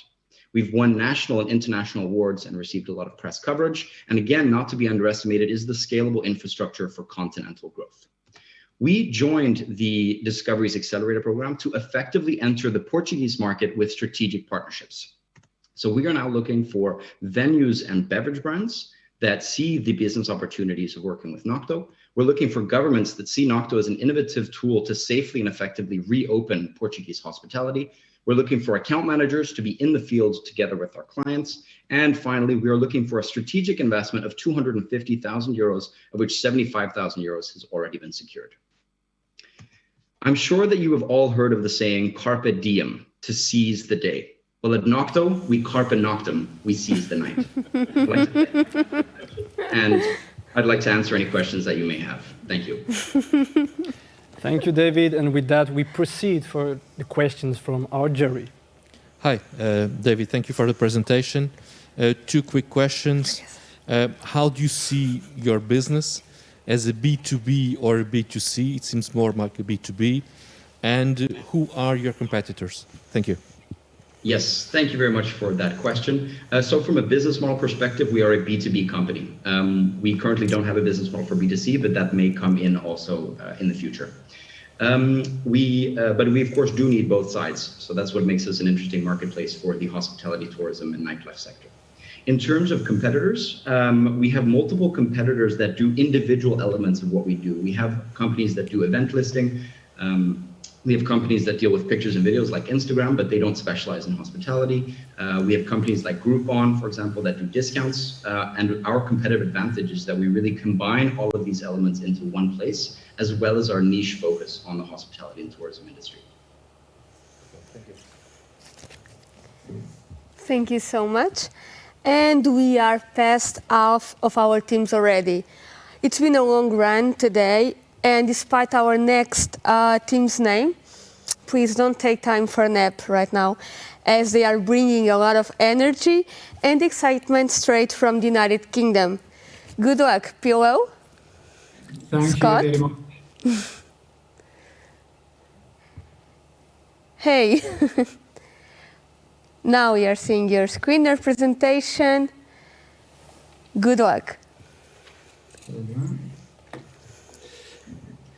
Imagine you could book your ideal getaway while actually helping the local community and making a positive impact to the world at the same time. Well, now you can. My name's Scott, the CEO and founder of Pillow Partners. We're a marketplace for purpose-driven social impact getaways that ensures every single booking helps build a better world. And that world is changing. Businesses, organizations, and individuals all need to play their part in looking after our planet and making the world a more sustainable home. And guests are becoming more conscious about their travel decisions and the effect their actions have on the planet. So I know what you might be thinking. Is this just another Airbnb booking platform? Well, actually, it's so much more. With Pillow, every property, every client, and every booking all work towards helping local communities, society's most vulnerable people, and supporting local community businesses. And the whole family can contribute and really make a difference, while they experience a world-class rewards and loyalty system that far exceeds any of our competitors. As a multi-sided platform, we have 2 main client groups. Our property owners, these are the people who list their properties with us, and the guests, the people who stay with us. And as you can imagine, the short-term rental market is huge, and it's still set to grow at 11% annually, even with all the recent lockdowns. And our income model is simple. We take a commission of between 10 and 20% of every booking. To grow revenues, we simply increase the number of listings and the number of bookings within them. Our competitors fall into 3 main categories. online travel agents, full management companies, and short-stay booking platforms. Thankfully, many of our competitors on screen are also our partners and promote our listings for a commission share. So far, we've generated over 3.1 million euros of revenue, have hosted over 37,000 guests, and facilitated charity donations in excess of 1 million euros. We're a solid profit-making business with a team of 41 and have amazing foundations for international expansion. We have a very clear plan over the next 36 months until we're a worldwide brand with annual income of 109 million euros and profit margins of 30%. We have a family of 41 fantastic people, including a strong C-suite team and a network of franchisees across the UK, Florida, and even Dubai. We're looking to raise 1 million euros from partners who share our core values and would love to be part of our exciting journey. This investment would allow us to expedite our expansion plans by 2 years and replicate our successful UK business model into Portugal, the US, and 22 other international markets. Pillow, making the world a better place, one sleep at a time. Thank you. Thank you so much, Scott. Jory, do you want to comment? Hi, Scott. Exactly what opportunity are you trying to capture? Opportunity? Yeah. Yeah, so as we have two main markets, the first one we are going to look for is the property owners. So increasing the amount of listings on our platform. Quite easy to do. We have a very, very identifiable market. Holiday homeowners, vacation rental owners want to promote their properties everywhere. And secondly, they like to multi-list on different platforms. So although we're in competition with Airbnb, homeowners list on as many platforms as possible. So the first opportunity for us is definitely the owners. The next one would be getting guests to use our platform more and more. Okay, thank you. Thank you. Now, EcoCubo promotes personalized experiences of immersion in nature. But right now, it is us whom we are going to be immersed in their presentation. EcoCubo, are you ready? Yes, sir. Thank you very much for having me. Good afternoon, everyone. Thank you for being here. We can hear you. Once again, can you see my screen? Yes, we can see your screen, so please go ahead. Good luck. Okay. Hello, everyone. I'm Antonio Fernandes. I'm the founder and CEO of EcoCube, and we want you to enjoy nature to the fullest. So people tend to look for nature as an escape of the stressful daily life or to reconnect themselves with nature. But after COVID, people are reluctant to book hotels. They don't want to carry a tent uphill. And for sure, they want to stay in nature safely. So we have an idea as an architect to solve this question. A cube, a simple cube that resolves all these questions. First, this cube is ecological. It's made of cork, it's sustainable, and it's placed strategically in exclusive spots that, along with our furniture, build the perfect scenario in nature. Secondly, we want people to stay in nature safely, so they can go from A to B, knowing that they will have a cube waiting for them. But we don't stop here. We want people to feel a local immersion experience wherever there's a cube. So we partner with local agents to provide the best experience in nature. So EcoCube is the personalized experience of immersion in nature. We provide a sustainable way to stay in nature around the territory that people can explore the most with local experiences done by our partners. So let's see the numbers. The market of nature tourism is growing exponentially, and we believe these numbers will increase. Our business model is quite simple. We can sell directly our experiences to consumers or rent or sell our structures to B2B, where they can have another offer. Per cube, we forecast the return of our investment in solely 5 months of activity by considering the average price and the occupancy rate of only 30% a year. And for our business-to-business consumers, we help them to make more money by having our cubes. Last year, we did a pilot in Rio de Janeiro at Pena Aventura Park, and it really went well. And we brought to life our mission. We have now happy EcoCubers. This year, we are negotiating to scale to 2 more spots, And we have a great set of partnerships, and along our amazing team, we want to achieve our goal, to create this global community of EcoCubers, people that want to live, feel, explore nature to the maximum. What do we need? So next year we expect to connect Portugal from top to bottom with cubes, and 2024 to scale for other European countries. What do we need? We need investment for our cubes and networking capabilities to put them around Portugal, so that together we can allow people to enjoy nature to the maximum. Thank you very much. Good afternoon. So much, Antonio, for your presentation. I will now ask the jury to make a comment on your pitch. Hi, Antonio. Great presentation, and I think EcoCube is really going after a trend that is growing every day. My question is, you have been doing it for a while now, but you still have just a few. So it seems to me that the biggest problem that you have is the fact that you have to invest in these cubes. How much does one cube cost for you to create, to fabricate, to produce? Okay, so the biggest problem is that we first built the first cube that we have like a house, and people tend to look at it as an accommodation or a house itself. And now we are more considering this as an experience. So the cube will work as a shelter that provides support to all the activities that are happening in the territory. Right now we are negotiating with another company, and the prices are quite competitive, between 6,000 to 8,000 euros. Okay. Yeah. Okay. What do you mean by a shelter when compared with a home? Does that include everything that we need, like a place to take a shower and other stuff? Yes, yes. I guess being an architect, one of the things that we did was to create a house, and it tended to see us. People tended to see us as a house builder, and so reached us to know the prices. They want to build houses, but that wasn't what we are going to do. We wanted to do.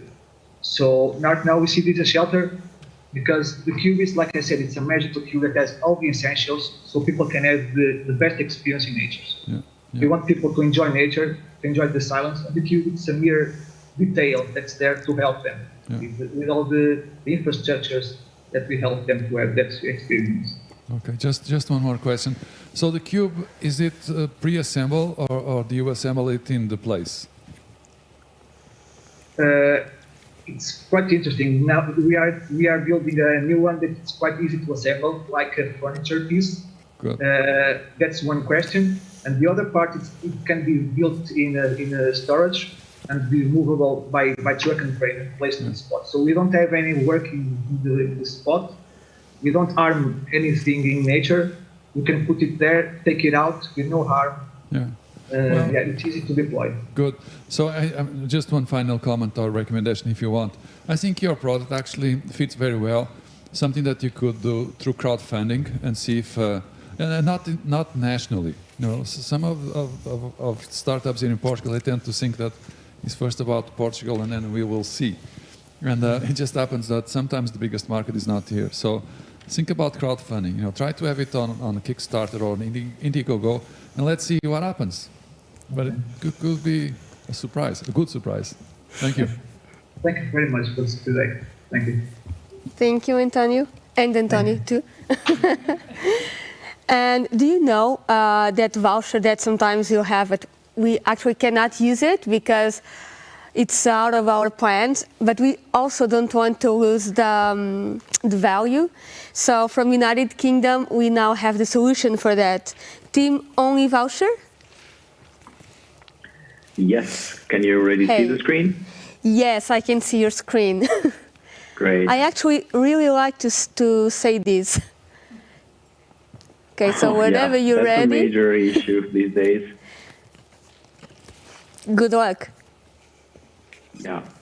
Hi, everyone. I'm Marco from onlyvoucher.com, and we built the first marketplace for vouchers. My friend Matt here has a voucher from Iberia, but he doesn't really know how, if, and when he can use it. So Matt decides to sell it and get some money out of it. He posted it on Facebook and eBay, but he can't really reach a lot of people, and he's not able to sell it. On the other side, Sophie is always traveling on a budget, and she's always looking for discount codes and vouchers online. But there are a lot of bad guys out there, you know, and she already got scammed and she bought a voucher that was not working. But she decides to trust this seller, but she has trouble paying him. Plus, they don't even speak the same language. So what's the solution? Onlyvoucher.com is the first global voucher marketplace. It's 100% safe and secure since we check every voucher we post online. And it's very easy to use since it's just like buying and selling from any marketplace. Plus, we have a Chrome extension that notifies you when you browse on a website that we have vouchers for. Our business model is plain and simple. We take a commission from the seller and from the buyer. Plus, we're implementing some affiliate links that will create a second source of revenue for us. We started in December last year, and we had already a good traction. We sold more than 80 vouchers, and we are currently managing more than 150 online for a counter value of more than 50,000 euros. 80% of them are travel related. There is no other competitor out there like us because we built our platform specifically for vouchers. So we are able to offer all the features that this market requires. We are a small team of 3, but we already onboarded 2 more interns for the German and French-speaking markets in order to get an international outreach. And we have been featured by the most important media companies in Italy, like La Repubblica, Il Sole 24 Ore, and Radio DJ. We are looking for an investment of 160,000 euros to get by the end of year 2021 with the 75,000 euros of MRR, 10 partnership with major travel companies, the acquisition of a small but strategic competitor, an automated voucher checking solution, and a bespoke website. Thank you very much, and save your vouchers. Thank you, Marco. I will save mine and then use your platform. If Tutori wants to comment? Very good. Congratulations, Marco. Question is, how do you think you will keep your uniqueness and be the one which, as you stated in your chart, owning all of those, let's say, specialized services that make you unique? How you'll keep on this uniqueness, considering that other competitors might jump in, given that this can become a very interesting market, and they will really look forward to profit from it. How you remain unique and the most competitive one? Yeah, we're trying to build a community around our website, and being the first movers in this field helps.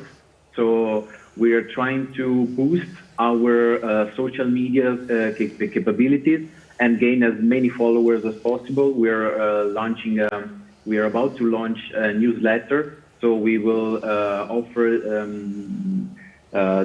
different type of content rather than vouchers. So we will try to, for instance, advise on trips and push our vouchers as a way to save, in those trips.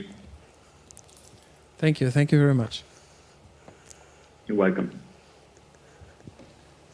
Attention all passengers, it has been an amazing trip and we have just landed in the USA, and we will have as guides City Guide, which will guide us through their amazing pitch. Hi City Guide. Hi guys, how's it going? Alrighty, let's jump right into it. Pretty well. We can hear you and we can see your presentation, so good luck. Perfect, thank you. So hi everyone, my name is Nahor Mir. I am founder and CEO of City Guide. City Guide is a new smartphone mobile application that brings recent advancements in augmented reality technologies to the travel market in an exciting new way. We augment real-life tour guides on the grounds of tourist attractions all over the globe. Here you can see an example of our AR Abraham Lincoln tour guide popping up at the Lincoln Memorial in DC. So the problem is the travel industry needs to prepare for the digital future. COVID-19 really exposed that our industry has a long ways to go in that regard. Young travelers today are looking for a convenient digital method for guidance. They have multiple options of getting that guidance, so let's examine. You could hire a private tour guide, but that comes at a premium cost. You could book a group tour, but in the age of social distancing just doesn't make much sense. You could try an audio tour, but many travelers have told us they find them a bit one-dimensional. Or you could rely on a host of these different apps up here to do your own research, but none of it is a convenient digital method. Given the state of the industry, we believe that we need to reach new audiences, and to do that effectively, we need to embrace new technologies. So what does the solution look like? Well, it looks like City Guide. It's a face-to-face tour guide experience. It's always accessible, it's affordable, but best of all, it's always right in your own pocket. You can travel around at your own leisure, knowing that whenever you finally get to your destination, our tour guides will be waiting there to welcome you. This is our business model. It relies primarily on creating sponsored AR tour content for clients, such as events, museums, schools, city municipalities, etc. And we just charge directly for those services. But secondary, we're also building a guide marketplace where independent third-party content creators, aka tour guides, can create their own AR digital versions for their city tours and market it directly on our platform to travelers, of which we just take a small percentage. And a third revenue source is location-based AR advertisements. That's estimated to be a 2.6 billion market by next year alone. This is some of our traction. We're launching a city pilot program in a city you all might be familiar with, Oviedo. We're also launching our first school orientation campus tour featuring a school mascot as the tour guide. We're building a custom package for Spirit Airlines, and we have positive initial reviews from our users. We've won numerous awards and recognitions, including FocusWire's hottest 25 startups for 2021, and we've graduated from numerous accelerator programs. This is our team. I've worked for many years at companies like Magic Leap and Facebook, where I helped build the world's future AR glasses systems. My co-founder is Pauline Feder. She's a travel industry professional with over 30 years of experience in the business, and we have a team of developers that help us on the software side. 3 quick points on competitive landscape. As we mentioned, we have a unique team at the forefront of both AR engineering and travel expertise. We're the first to market with a global presence, market validation, and positive feedback. And third, City Guide uses real-life tour guides, not digital avatars, for true social interactions. This is our ask. It's very simple. City Guide today is available in 10 international cities, and we would like to grow that number to 30 by the end of the year. And to do that effectively, we need to invest in our team. So to finalize, City Guide is the 21st century way to travel. Thank you very much. Thank you so much, now in representation of City Guide, for your presentation. I shall now give the jury the opportunity to make a comment or a question to your pitch. Hi, Naor. Thank you for the presentation. 2 simple questions. In terms of euros or US dollars, what's your traction nowadays, and who do you see as your competitors? Sure. So we've made 30,000 in revenue this year, mostly from our pilot programs. And who we see as our competition, our main competition right now is a company called Sherpa Tours. They kind of do the same concept, but they use a digital avatar, kind of like a game. And I think that really lacks the face-to-face interactions that you get with the real personality of a live guide. So those are our main competitors. Thank you. Thank you. And we are almost at the end, so it's time to relax and enjoy this trip along the way to Tejo River. And to do that, from Portugal, we call CEU Tours, Sidónio. Hello? Hey. Do you hear me? Yes, we can hear you. And we can see your screen and your presentation, I think. Sorry? Not your presentation yet. But we can hear. So we are halfway through. Just a second. There it is. And it's yes. Good luck. So, I'm Sid and Carol. In 2018, CEO was created. We have boat tours with dolphin watching mainly and bird watching in Lisbon. With nautical tourism concept in mind, we wanted to connect people with nature. Now, I'm a marine biologist and I love the ocean. And we all know it's dying. It's getting polluted by human activities and fossil fuel powered motorboats also doing tours. It is known that regular engines make noise to wildlife, marine wildlife, and plastics are all over the sea. That is why we created CEO Electric Tours, an electrical alternative to fossil burning fuel engines operating in Lisbon. this sustainable alternative will bring high-tech marine data collection and also silent nature boat tours that no other tour operator has. So we really want to bring sustainable tourism to our activities, to our concept. And so now listen, in Lisbon, there are around 283 boat tour operators, but only 5 of them develop nature activities. Basically, none of them are really sustainable ones. That's why we want to be pioneers on using fast electrical boats in the region. So our from B2C and B2B, we have had more than 2,000 happy customers, even in COVID, with COVID restrictions during 18 months. So our sales channels work integrated with our booking platform, which really helps our processes.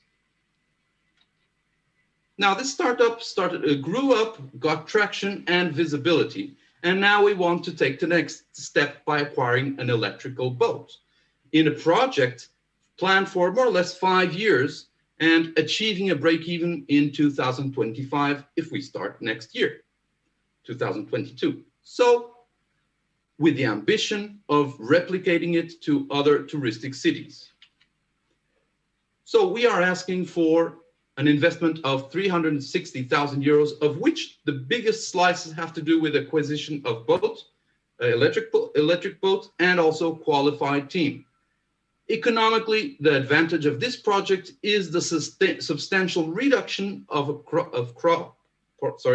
the costs per tour, such as the fuel, by changing the power source to electrical and cleaner energy.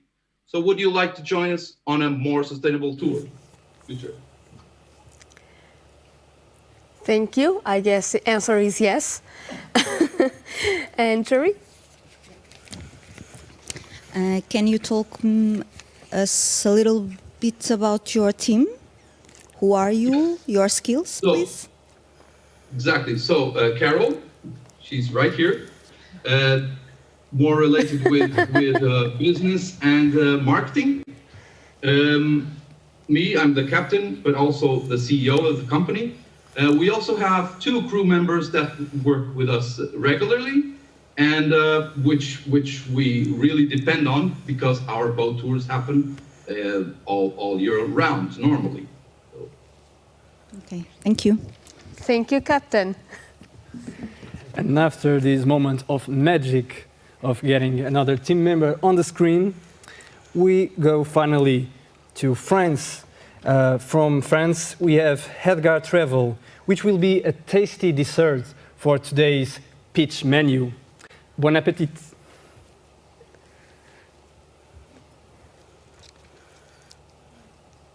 Hello, you hear me? Yes, we can. Okay.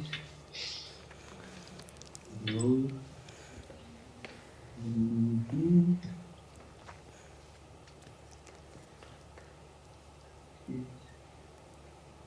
And we can see your presentation, so whenever you feel ready, the stage is yours.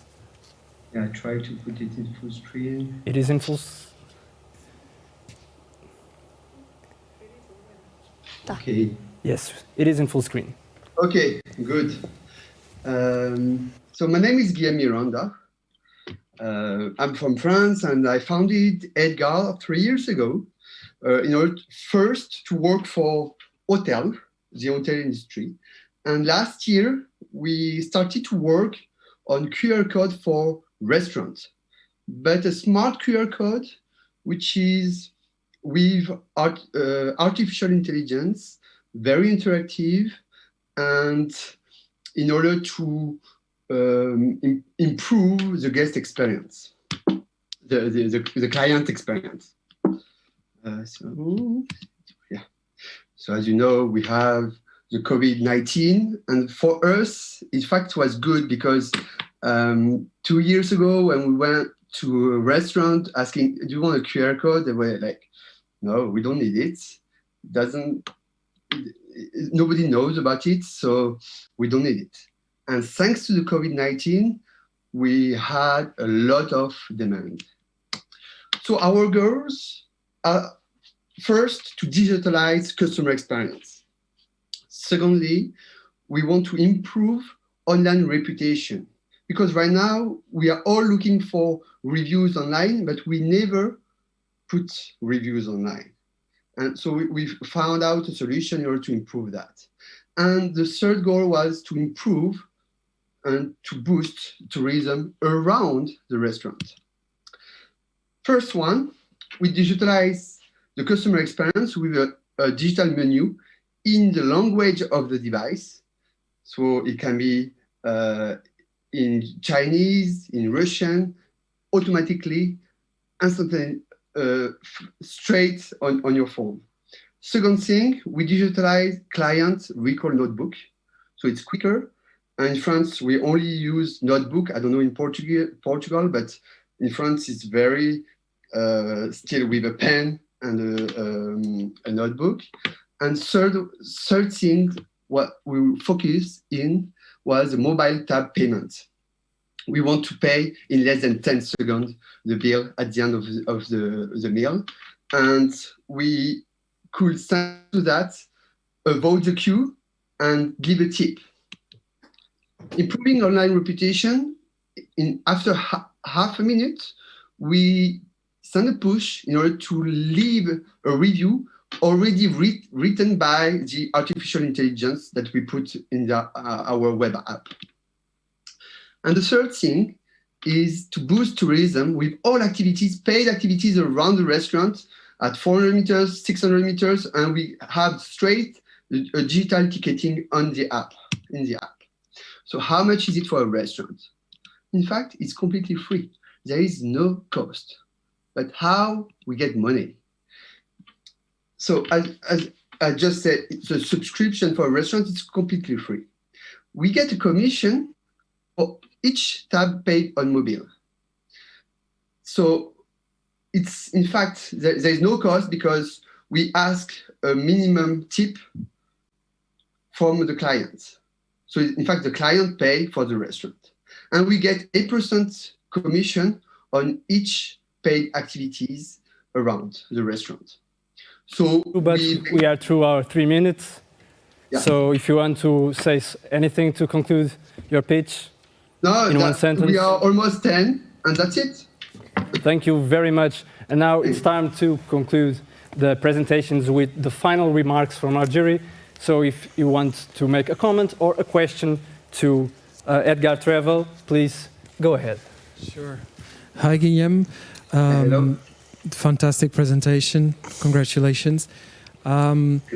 Interested on understanding how you're leveraging AI, artificial intelligence, and how is it making it unique, different versus what already exists in the market? In fact, we are in partnership with Google. One of our partner, Jean-Marc Tessito, was one of the CEO of Google in France. And we managed to get the best Google Cloud skills. So, for example, the restaurant will write a review for himself, like a few words in French, and we get straight 10 other reviews thanks to Google Cloud Intelligence. So we don't use our proper artificial intelligence. We use the one of Google. And then we have the second skill we use is Google Cloud Translate in order to translate anything straight in the language of the device. So you, as a Portuguese, you will get, if you go close to the Eiffel Tower, to the restaurant, you will get quickly everything in Portuguese. You can even book, you can command order on your phone or speak in English with perhaps the French guy who speaks English or Portuguese.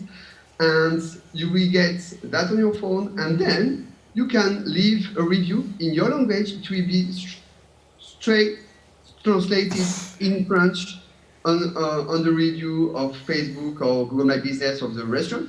And then you get a push in order to say, okay, there is, now in 10 minutes, you can go straight to the third to the Eiffel Tower for 20 euros. Do you want to go? Or yes or no? And for 20 euros, you can say, oh, I can avoid the queue and go to the Eiffel Tower. It's a sunny day. Okay, let's do it. I take it. And we get 2 euros from that. That's the way we work. Thank you. Thank you so much. And that's it. The pitches were amazing. Thank you so much. And now it's the time for the jury, you know, the big guys make some decisions. And so I'm sure you are very curious who is going to be in this Tourism Innovation Tour. But before that, let's hear some words from António Sena de Faria, our CEO from Fábrica de Startups. Okay. Very good. Well, but I think they have to leave to do the Yes. jury assessment, right? If you want to do, you know, make some smart decisions. Okay. And thank you so much for your time. Thank you. So while we wait for the calculations to be made and see who's going to have the, I would say, clearly, the prize of coming to Portugal and visiting our beautiful country, I would like just to say a few words. First of all, I have to say that for me, it is really amazing being here and listening to these presentations. And you are my heroes. You know, you are the people that make this world be a better world. You are the ones that believe in your dreams and do everything that is within your reach to make these dreams a reality. And this is no easy feat. It does require a lot of persistency. It does require a lot of effort. You know, it's sacrifice, and it takes time. And yes, it takes money too. So for all of you, my sincere congratulations. It's really fantastic, the fact that you have spent all that energy, and I'm sure that most of you, I cannot guarantee all, but most of you will be successful. So congratulations for everything that you have done up until now, and congratulations for everything that you still have to do. Now, don't forget, this thing about becoming an entrepreneur does require that you first understand clearly who are your customers. If you don't understand your customers, if you don't play for a specific customer segment, it's going to be really, really hard. Even if you do that, it's still going to be hard. So please, pay attention to what we have been discussing during the acceleration program. It's all about first understanding customers. It's also about having a strong value proposition. And yes, it's about validation. It's about understanding what are the most critical hypotheses and deciding which ones you're going to test, and test them thoroughly. Now, validation doesn't stop when you decide to go to market, if you decide to go to market.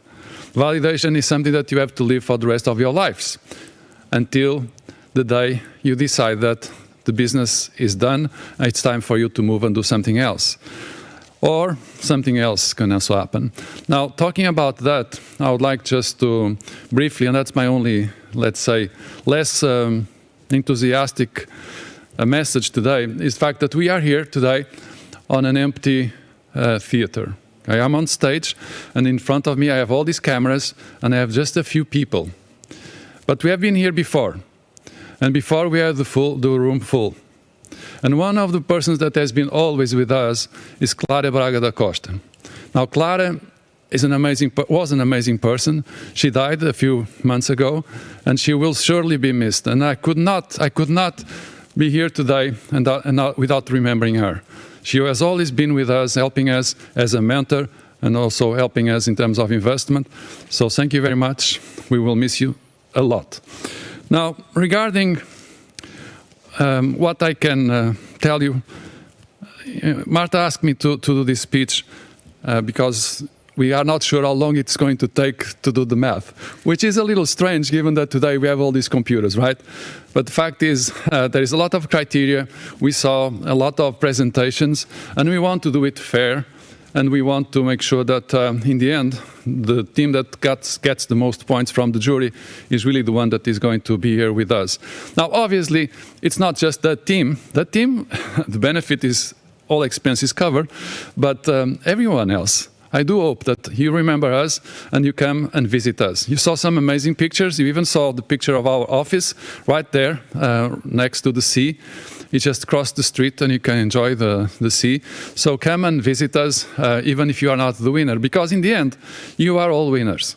Just the fact that you made it from the beginning till the end and put all this effort in trying to find out if your business has viability, if it's worthwhile to pursue, if you can get the investors that you need, that in itself is already a win for all of you. So congratulations. Now, I was thinking about what could I say in such a short notice. So I thought, well, let's see. I have a few years of experience. I'm probably older than any of the persons that today made the presentation. And I learned a few things. And I was thinking, what can I share that will be of interest to you? What can you take in addition to what you already did on Discoveries so that you remember what happened here? And I thought, well, maybe I can share something. And I'm going to share with you 3 things. I'm actually going to share with you 3 books. It's 3 books. Okay, so I'm going to get my 3 books, which are here, because they have a lot to do with what you have done. They have a lot to do with what you still have to do. And I strongly recommend that you read them several times, not just once. Okay, so the first book, I don't know if you can see it, but it's really an amazing book. Is, I guess, the 2nd or 3rd book by Alex Osterwalder and some other people. And it's called Testing Business Ideas. Because testing business ideas and testing business models is what you are doing, is what you'll be doing. And you have 44 different ways of testing your ideas. So take a look, read it, apply, use it, because it does have a lot of knowledge that you can take a lot of advantage. So that's the first book, and I'm going to put it here. Because it's an heavy book, okay? It's a lot of pages, although it's mostly diagrams, so that's nice, and not that many words. Now, the second book I would like to tell you is the book that has to do with the second challenge that you have. So this is the first challenge, right? It's about validation. It's about creating these experiments, getting the results, and figuring out if you have to make some adjustment to your business model. So it's something that you will be doing, but right now you need to get willingness to pay, evidence that people are willing to pay. And so that's something that you get on that book. Now the second part is assuming that you get willingness to pay, and some of you already did, because some of you already have traction, some of you are already getting revenue, right? Some of you have customers that are paying you. A lot of you actually are doing that already. So the next challenge, you are in the market, you need to create awareness, right?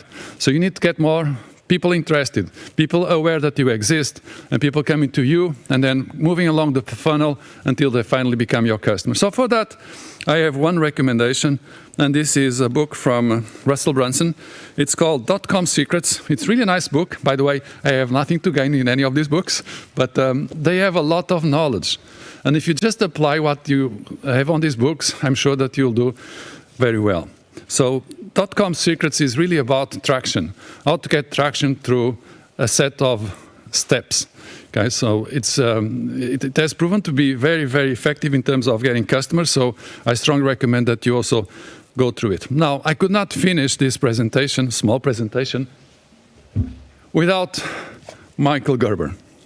You know, I think that Michael is the best person to talk to. He's still alive, although he's getting close to 19 years old now. He's the best person to read about and also to listen to in what regards businesses. This is his first book. It's called The E-Myth. It was published in 1985. It was given to me, this one, by my wife in 1987 when I was starting my first business. And believe me, I took this seriously. This is a great book. This is a small book. It's actually very easy to read.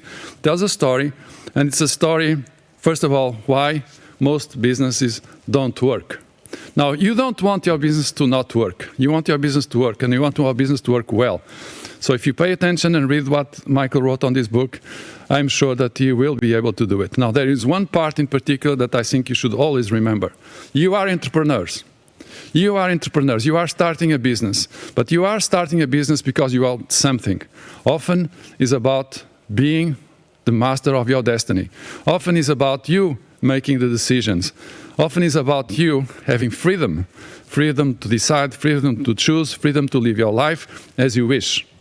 Now, freedom also has to do with the fact that your business is not an end in itself.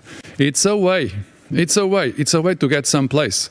Now that means also, and that's what Michael talks about in the book, that you should always be paying attention, not just working in your business, but actually even more important, working on your business, not in your business as an employee, but on your business as someone like an architect that is building this magnificent building that wants to stand for a long period of time. So the myth, you won't be able to find this edition. This is the first edition. But Michael, a few years later, wrote one that is exactly the same. The only difference is the first story, but it's the same content. That you can find on Amazon under the name The Myth Revisited. So you have 3 books. They are all 3 great books. And they tell you the story how to be successful. Now, ultimately, you can read as many books as you wish. But it's always up to you. It's always up to doing the right stuff. And the right stuff is really, first and foremost, understanding clearly who are your customers. If you talk with your customers now, and if you talk with your customers during the life of your business, and if you learn from your customers, and if you adapt your business to what your customers really want, you will be successful. Now, Michael in his book, the book is called The Myth, because it's the myth of the entrepreneur. And I want you to pay very much attention to what I'm going to say, because most of you are not entrepreneurs. Most of the entrepreneurs are not entrepreneurs. Most of the entrepreneurs are technicians, are people that know something about a given topic a lot, and that they enjoy it very much, and they have learned a lot, and they dedicated a lot of effort to know as much as possible. But they are technicians. They are not people that know how to manage a business. And therefore, it is really important that you try to get other people on board, people that can complement your knowledge, and especially do not think that the business is a job for you. That's what you don't want. You want a business so that the business can grow, so that the business one day will be able to run without you being present. Now, it's great to have that option. It's not about necessarily the fact that you are already thinking that someday I'm leaving. It's about, if you wish, having the option of leaving. So you start a business thinking about what can I do so that one day this business is going to run without me being here running it.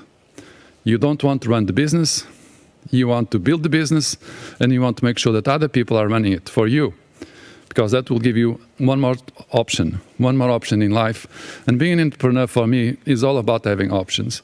So thank you very much for being here with us. It's not here in the sense that you are not here. It's a pity that we were not able to have you enjoyed the amazing weather and the fantastic food and the great people that we have around us here in Portugal. I wish that, of course, the winning team will get that.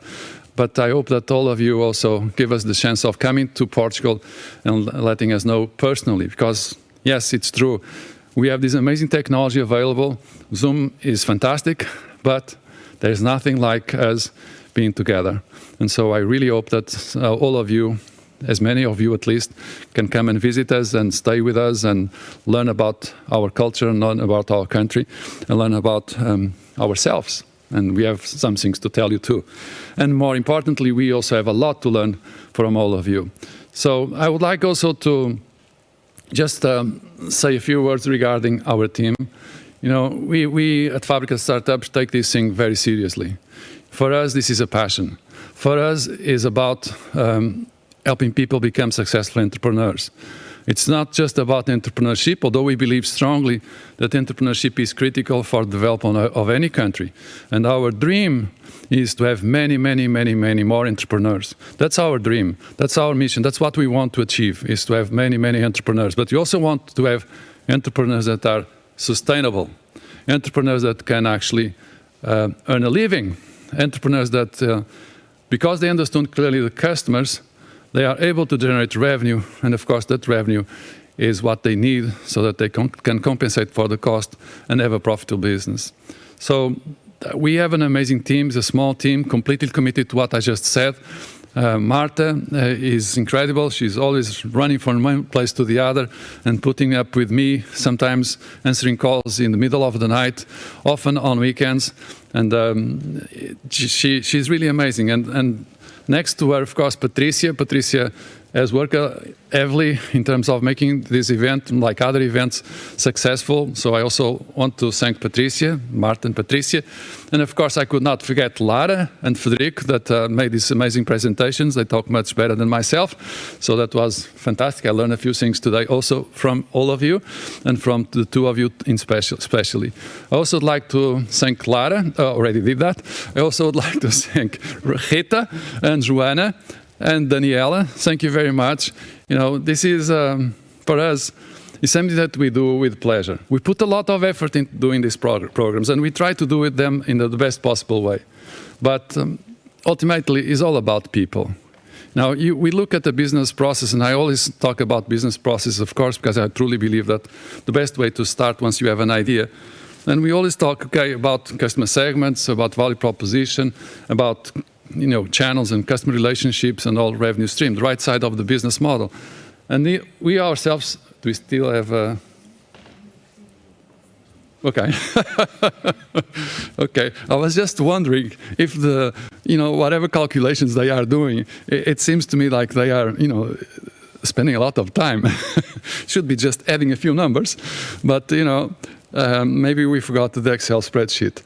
That's no problem because we still can exchange some ideas, and I'm happy here to tell you a little more. And I was telling about the right side of the business model. And I was telling that in Discoveries, that was also the part that you had to pay the most attention because, it's really about the customer, the value proposition. But then there's also the left side. And on Michael's book, on the image, it's really about the left side. So read the book. You're going to enjoy it. It's going to help you. It's going to be fun. And thank you very much.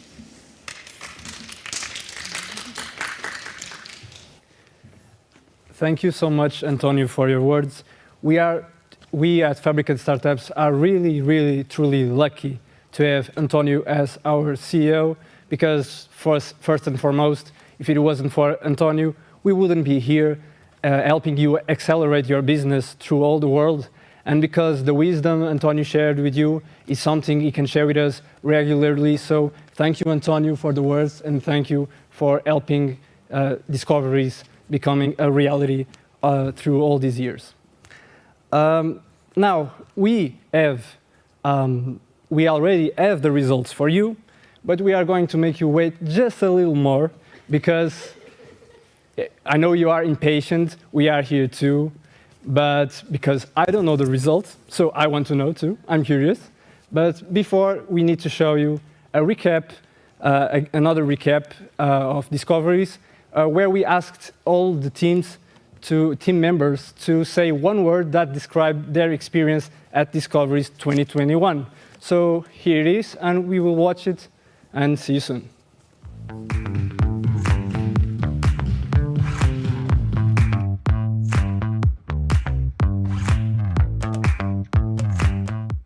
Buenísimo. Chidíssimo. Reflexão. Consolidação. Preparation. Foco. Desafiante. Aprendizado. Accelerate. Engrandecedor. Reconstrução. Aprendizado. Validation.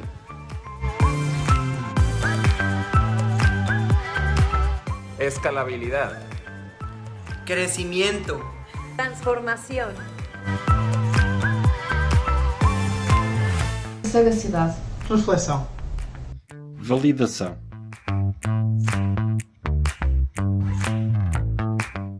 Contaminazione. Opportunità. Sfida. Collaboration. Repensar. Épico. Turbo boosting. Superazione. Transformative. Opportunité. Partage.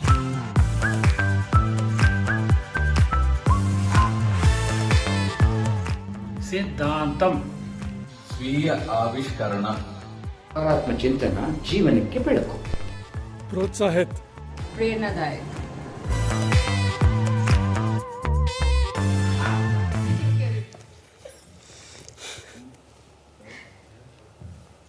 And we're back. Thank you so much for these video teams. I can assure you that it was very funny for us to try to understand what you were saying in your languages. So that was amazing, amazing moments. And now, the moment that we are all waiting, right? Drum roll. So, because we are streaming and Zoom at the same time, I will ask, to these 5-person people in front of me to cheers with me when we sing the name of the startups. It's what we can do right now. And so, this is not about winning. I think being during this program, it was already a prize. For me, it feels like that. And we will give opportunity for 3 startups to come in here to Portugal and have this amazing innovation tourism tour and have the opportunity to talk about potential clients, our partners, and potential partners, of course, and of course, to take some pastéis of nata, because that's what Portugal is all about. And so, for the first startup, and this is not about first, second, or third prize, but Miguel Barbosa from Portugal Ventures, if you'd come here, and please tell us the name, because I really want to know. Hi guys, thank you for having me here, and I have the extreme pleasure of congratulating Nomad District. Thank you so much, Miguel. And yes, if Miguel, if you want to say some words to. Well, yes, definitely. As you are coming to on the tourism tour of Discoveries, you have the opportunity to establish the Nomad District in Portugal and attract nomads to Portugal, as we've been recently named by the US as one of the best countries to receive nomads in the world. Thank you. Thank you so much. I hope you can all listen our claps. So, Roberto Antunes from Nest, please. Hi, everyone. Thank you very much for the invitation. It was a pleasure being here. I also have the pleasure to announce and to cheer Neutral as one of the 3 startups. Thank you so much, Roberto. Congratulations. We really appreciate the sustainability angle. Very much on spot on the transformation that we're having nowadays, but also on the future of European Union member states. So we are looking for these kinds of opportunities on tapping into sustainability. Very interesting the way as well that you have put digital to the benefit of measuring the use of water, which is a very important resource, and also the creative aspect on marketing, on how to use to deliver the best offering in tourism for our guests. So thank you very much and congratulations once again. Thank you. Oh my God, I think I can feel your nerves. Actually, I am nervous too, because I don't know the last name. So, Turismo Portugal, Ana Caldeira, please tell us. I don't know. Okay. Data Pill Company. Good work, guys.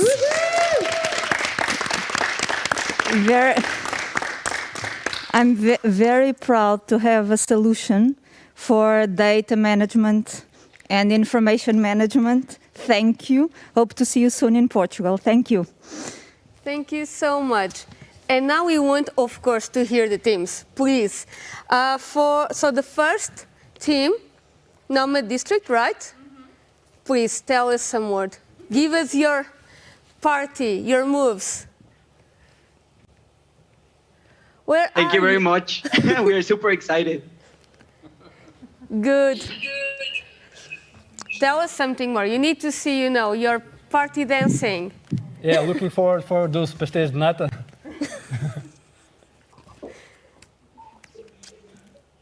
Thank you, guys. We are really excited. We love Portugal. And right now, even more. I bet. And who? I think we miss someone, right?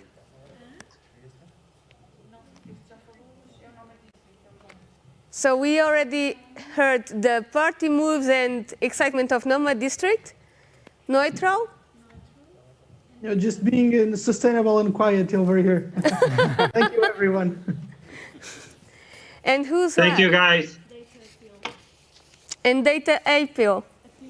Sorry, it's the nerves, Yeah. Are you there? Already said. So, love to be there.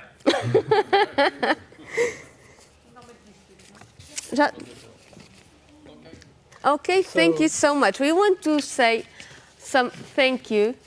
Yes, before saying thank you, I think we applauded all the other the winners, but I think that all the 20 teams that participated are true winners too. So I think we should give a round of applause for the recent teams that participated here with us. So, audience, thank you very much. Thanks for being on that side. Thank you to every team that participated on our project. We will also like to give some special words to, first and foremost, the municipality of Oeiras for giving us the opportunity to use this beautiful venue. Although you can't be here with us, I can attest that it is a beautiful venue. So thank you very much to the municipality of Oeiras. Then we would like to thank Turismo Portugal, our big partner for 6 years that made Discoveries happen.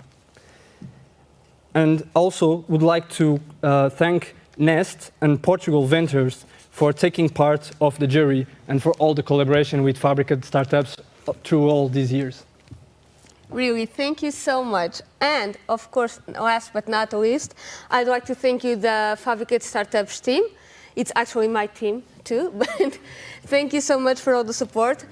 We would like really to thank you, AV Connection. We actually don't think that it's another team. AV Connection, it's right now a team as well.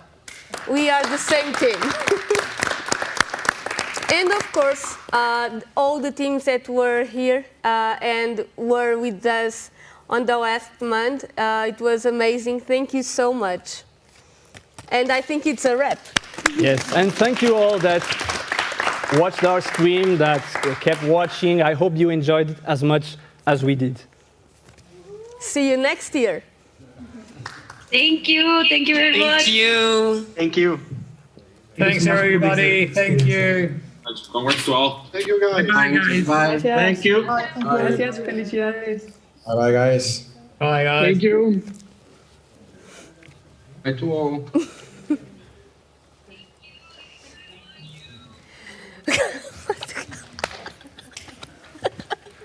Toda a gente viu, né? A Marta simplesmente caiu. Eu queria apagar esse momento da minha memória.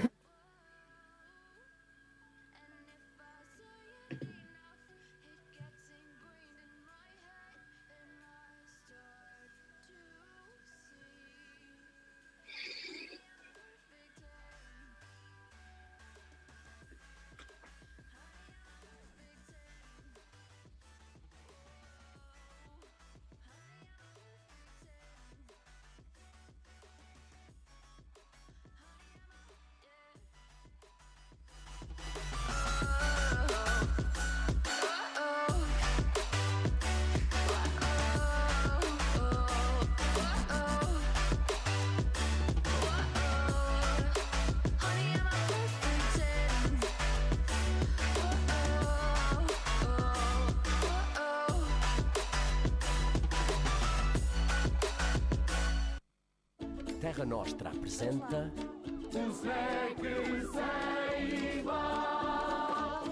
novo Terra Nostra Snack. Um snack sem igual, rico em boa energia. Terra Nostra. I'm on my own, broken alone. I feel the rain crashing down all around this empty town. I'm searching for the lost and found, but you don't care, you're unaware. Keep moving like the scars aren't even there. It's in the air like a blazing flare. Just stare 'cause the flames will burn us. I thought you were the one for me. That's why I gave you everything. Held you close by the stormy seas. Oh, you meant the world to me. I used to kiss your head when you cried for me. Hold your hand while the pain was over. Keep you warm by the roaring sea. You meant the world to me.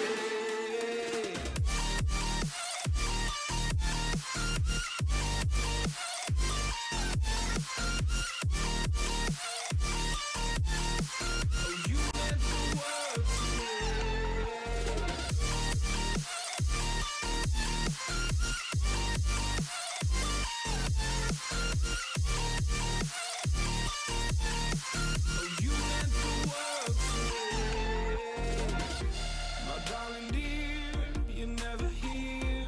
When I'm in pain, you hide and disappear. Like shadows in the atmosphere, charting the stratosphere. Yeah.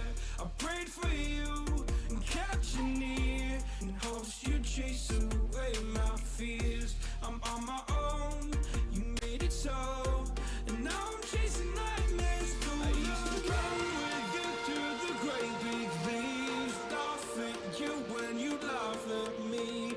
Hope for us because I believe the home was just you and me. I thought you were the one for me. That's why I gave you everything.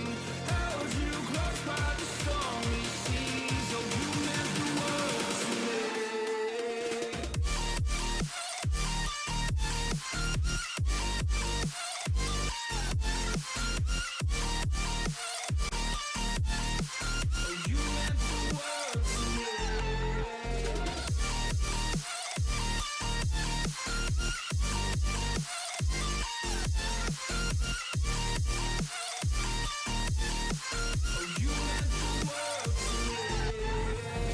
Do you remember how you held me then?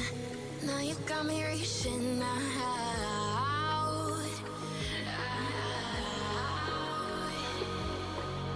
And do you see you got me falling in more times than I can get out?